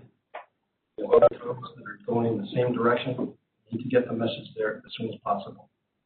Rather see this on the agenda tomorrow than sports gambling or highway tolls or medical or marijuana plants or stores in our town. But that seems to be more important up there to some of those officials than safety of the residents of Connecticut. So I'm in favor of this whole as written. All right.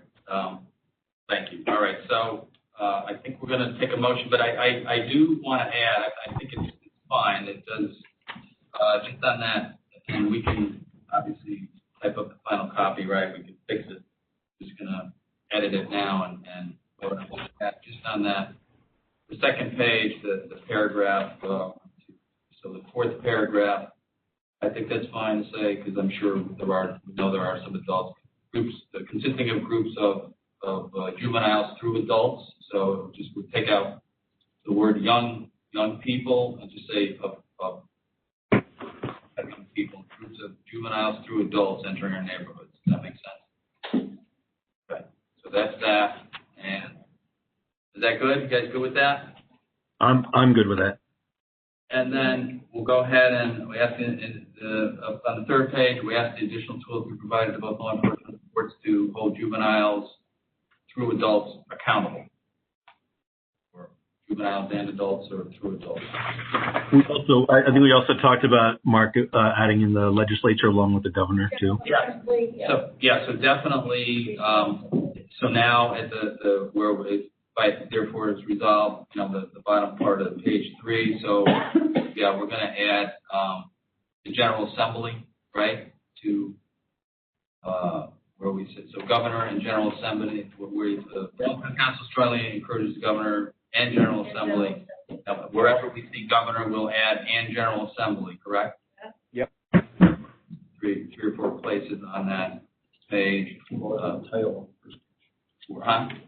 Along with the title? Yeah, we can. Okay, the title? Sure. Yeah. And General Assembly on the first page, okay. And there's one little note I made here when we see the number 1 on the last page.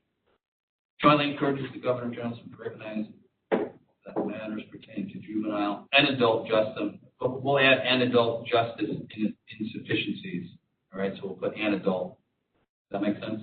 Right here.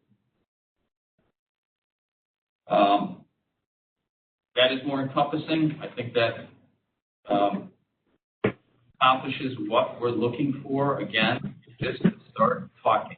And that's where we should begin, and I hope that's where we can get started quickly. So with that in mind, we'll go ahead and take a motion on this with the changes that we penned in, and we'll go ahead. Needs to be added to the agenda.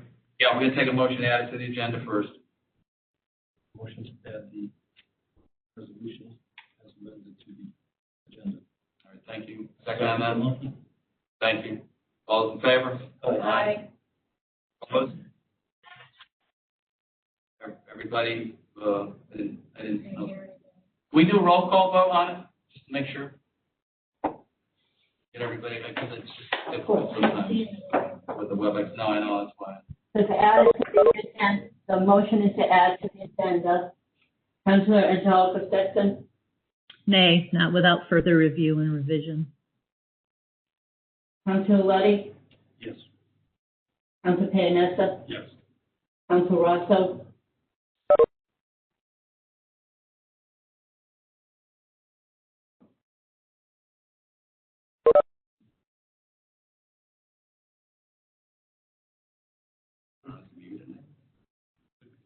Councilor Rosso,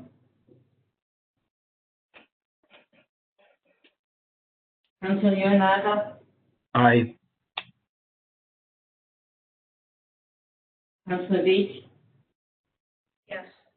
and Mayor Kaczynski. Yes. All right, so it's added to the agenda. We obviously had our very lengthy discussion, but very good discussion, a very important discussion. So now we'll go ahead and take a motion to approve the resolution before us as amended tonight. Make a motion, Councilor Lenny here, to accept the resolution as amended during our discussions. Thank you.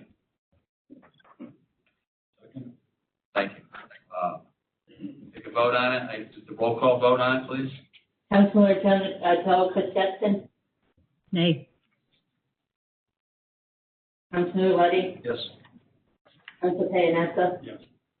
Councilor Rosso, Councilor Yornaga,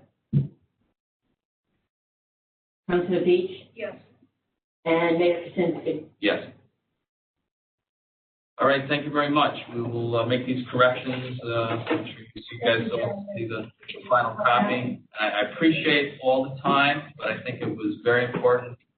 Thank you, Chief. Thank you, Steve. Thank you, other members of the Police Commission. Thank you, Chief, and the Commission, Council, Corporate. Very welcome. All right, thank you. All right. Well, we could Items. All right. Rest of our agenda. Then item number 2, normally this would have been a consent agenda item, donation of supplies. Police Department. Okay, so go ahead and take a motion on this. Okay, Councilor Lenny here, I move to accept the donation of $125 to appropriate the funds to the supply expenditure account. Second on that? Second. All in favor? Aye. Aye. That's great. Then item number 3, the authorization for the town manager to enter into a contract amendment with Laredo Engineering for 2021 services related to 889 Forest Avenue. Present. Yes, I am still here. Please see me. Sorry, Chris. Sorry, Chris. That's okay. It was an interesting discussion. Yes, so this essentially is waiting the bidding process. Laredo Engineering has been working with us for a number of years on 889s for groundwater wells testing, as well as working with Newport on the basement of 861. This is coming from the Brownfield grant we have from Department of Economic Development from the state. Okay, thank you. Yeah, this is just a continuation on what we've been doing. Yes, it is. Okay, we'll go ahead and take a motion on this. Oh, water. Sorry. Water break, sorry. All right.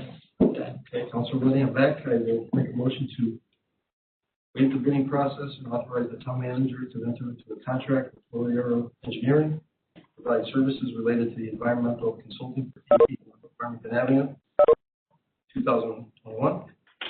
Closing monitoring wells, installing new monitoring wells, groundwater testing and reports, oversight of vapor mitigation project in the basement of 861 Farmington Avenue, general project consulting services for a fee not to exceed $49,600. This is in the best interest of the town. Thank you. Second on that? Second. Thank you very much. Any other questions or comments, council? none, all those in favor? Aye. Opposed? So moved. Thank you. Number 4. Thank you. Number 4, this is the amended one that you have with you. Oh, this is the amended. Yeah, I put number 3, it should be 4. Number 4. Oh, it should be 4. Okay, so it is. So it's a tax abatement for Newport. We need a motion to keep the back the amended one. I think you need to, excuse me. So what you want to do is, want to make a motion to, I think just as long as you make the motion with the added language, it'll be fine. Okay, so it's to amend the item on the agenda is correct. So as long as you read the motion as it is, I think it will be okay. With that added sentence at the end. That's all that was added, right? That last sentence. Yeah. So I'll turn it over to Chris to give you a little background. Yeah, Chris. Thank you. Yes. This essentially is the tax abatement for the project for Newport down by the train station due to the delay from the the appeal as well as the timing through COVID. They have requested the tax abatement discussion this morning with the Board of Finance chair. Their concern was the ability or possibility of them coming in and going for low-income tax credits or similar, thus double dipping. Essentially, this language says if they go for any tax credits of any kind housing-wise, they would be ineligible for the tax abatement. Essentially, good for the town, covers us that way if they're not getting it on both ends. The good thing, too, they're very much in agreement with this. It's not their plan by any means. They're planning on going forward with their own financing on the development. Okay, thank you, Chris. Yeah, that's a good addition. We heard Board of Finance speak on it tonight too, so they're happy with it, and I think it's fair to our town and to taxpayers as well as our developers. So.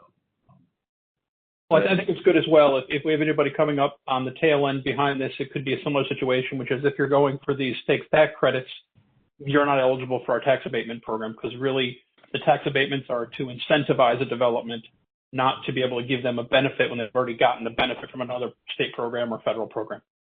Great. No double dipping with taxpayer funds, right? Exactly. That's a good thing. That's a great one. Yes, that's very good. So, any other comments or questions from the council? Hearing none, go ahead and take a motion. Councilor Levy here. I make a motion to approve tax abatement for Newport 103 913 Farmington Avenue LLC. Mixed-use project. Residential portion will be 5 years of 80% in year 1, 70% in year 2, 50% in year 3, 80% in year 5. Commercial portion will be 10 years on the commercial, 70% for years 1 through 3, 60% for years 4 through 8, 10% for years 9 through 12. The town's tax abatement policy. Tax abatement agreement subject to not receiving housing tax credits for the project, other state or federal purposes. Thank you. Second on that? Second. Thank you. Any further comments or questions from the council? Hearing none. All those in favor? Aye. Opposed? Motion carries. Thank you. You all have a great night. Thank you, Chris. Thanks, Chris. Thank you for you to say. To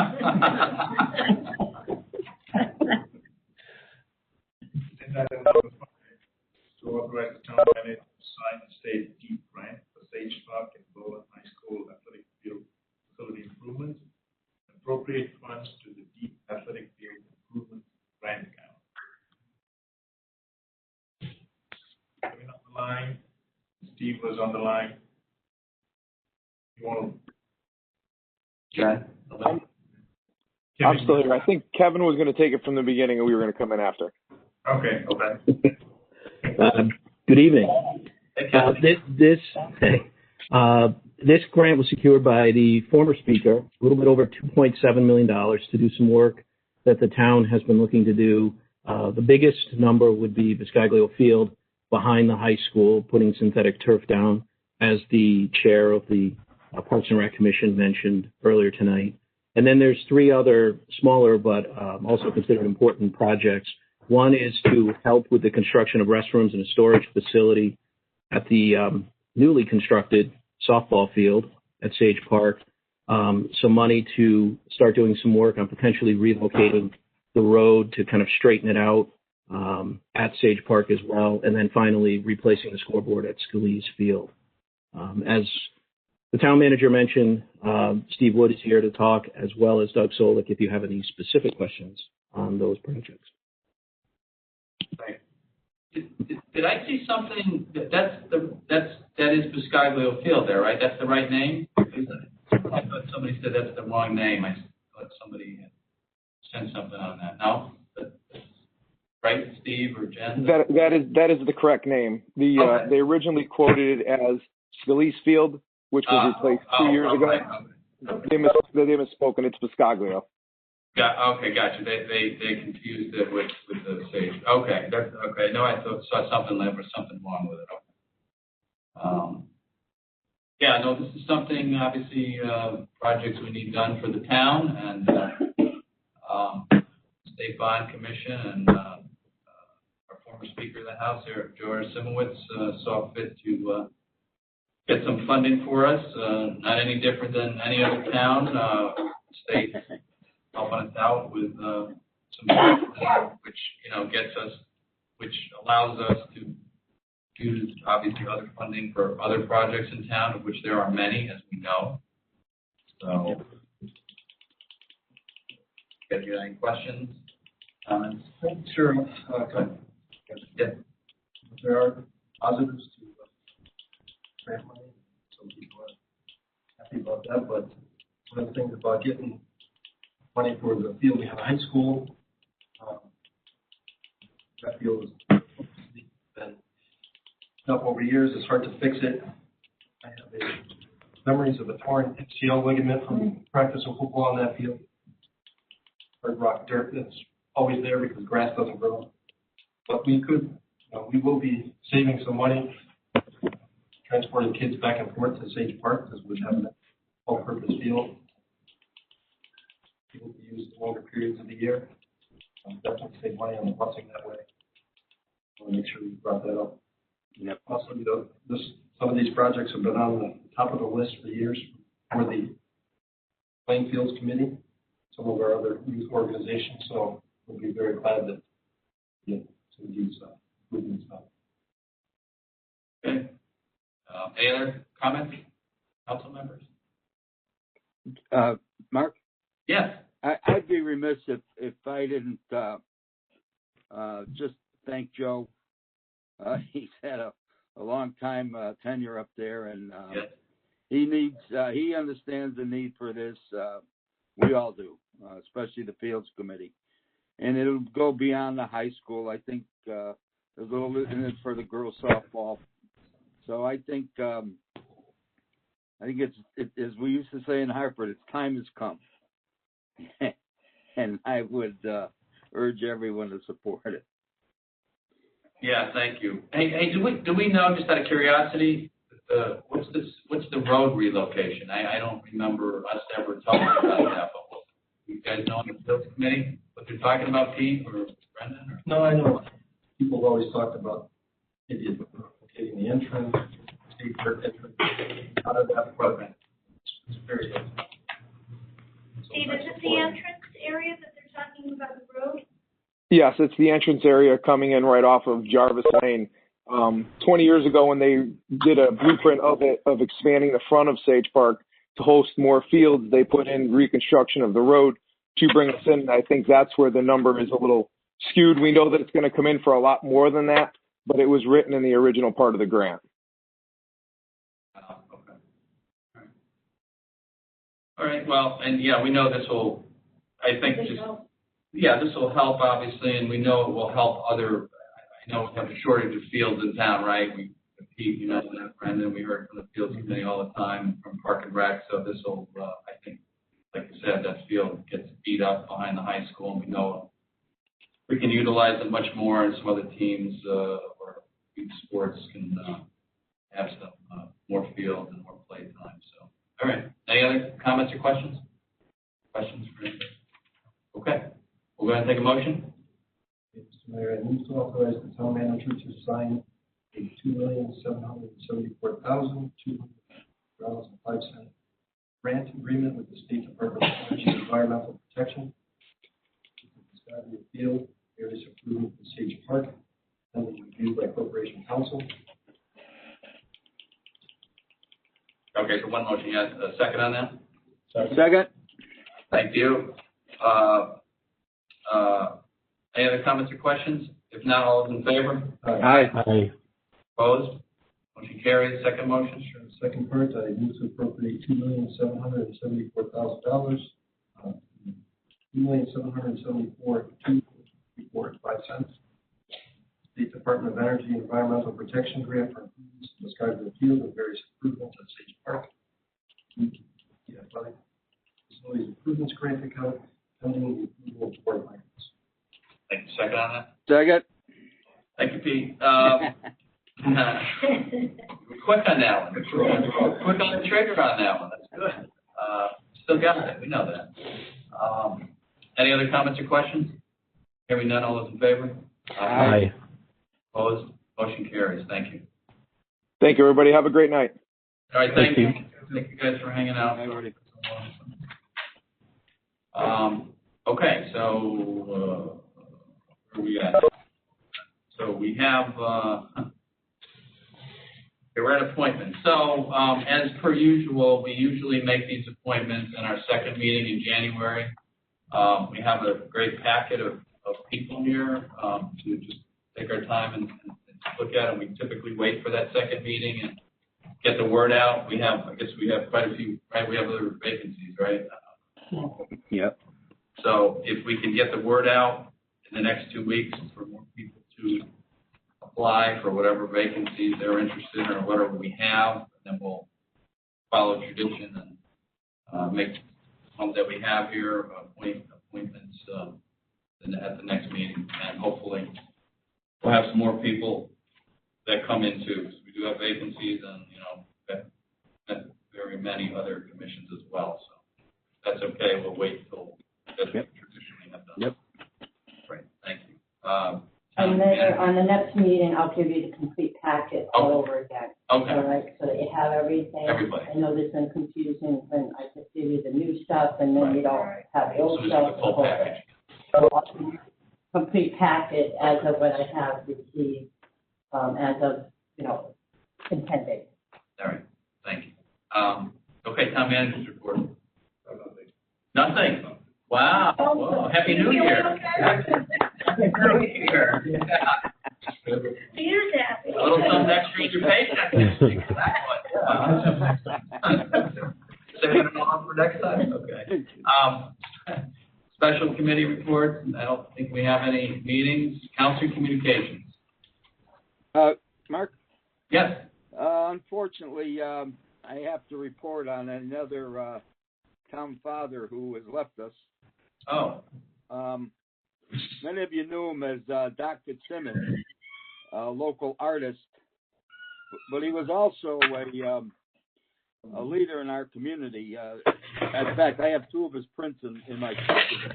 One of the old police station and one of Mary's Bakery. But John was very active in town. He was on the Berlin Board of Ed, the Kensington Art League, the Berlin Lions, Shuttle Medal, past president of the Peck Library Society, back when it was a society. He was my optometrist. He showed me a whole new world, and so you have him to blame for it. But he really was quite a guy. He lived a good, long life, and I just didn't want it to go without being noticed. Well, I appreciate you saying that. How old was he, Pete? He was born in 1933, so doing quick math, I'd say he's in his 90s. Wow. So a good long life, too. Yep.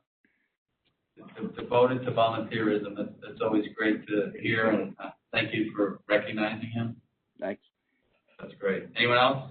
I was just thinking, Peter, because I knew you would do it. If you do it, I was going to do it because I just pulled up this open on my phone. Good guy. And my father did that. One of his prints of downtown in Britain in his funeral home for many years. So, thanks for bringing it up.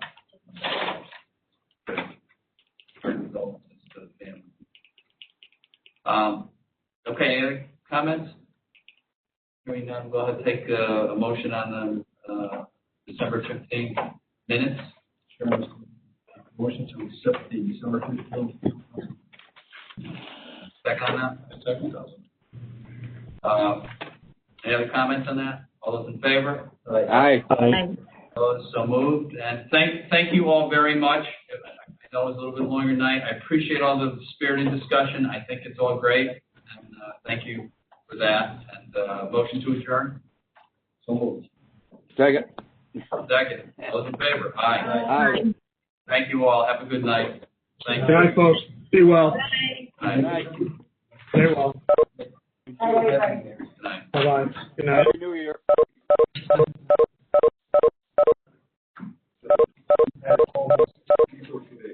Right?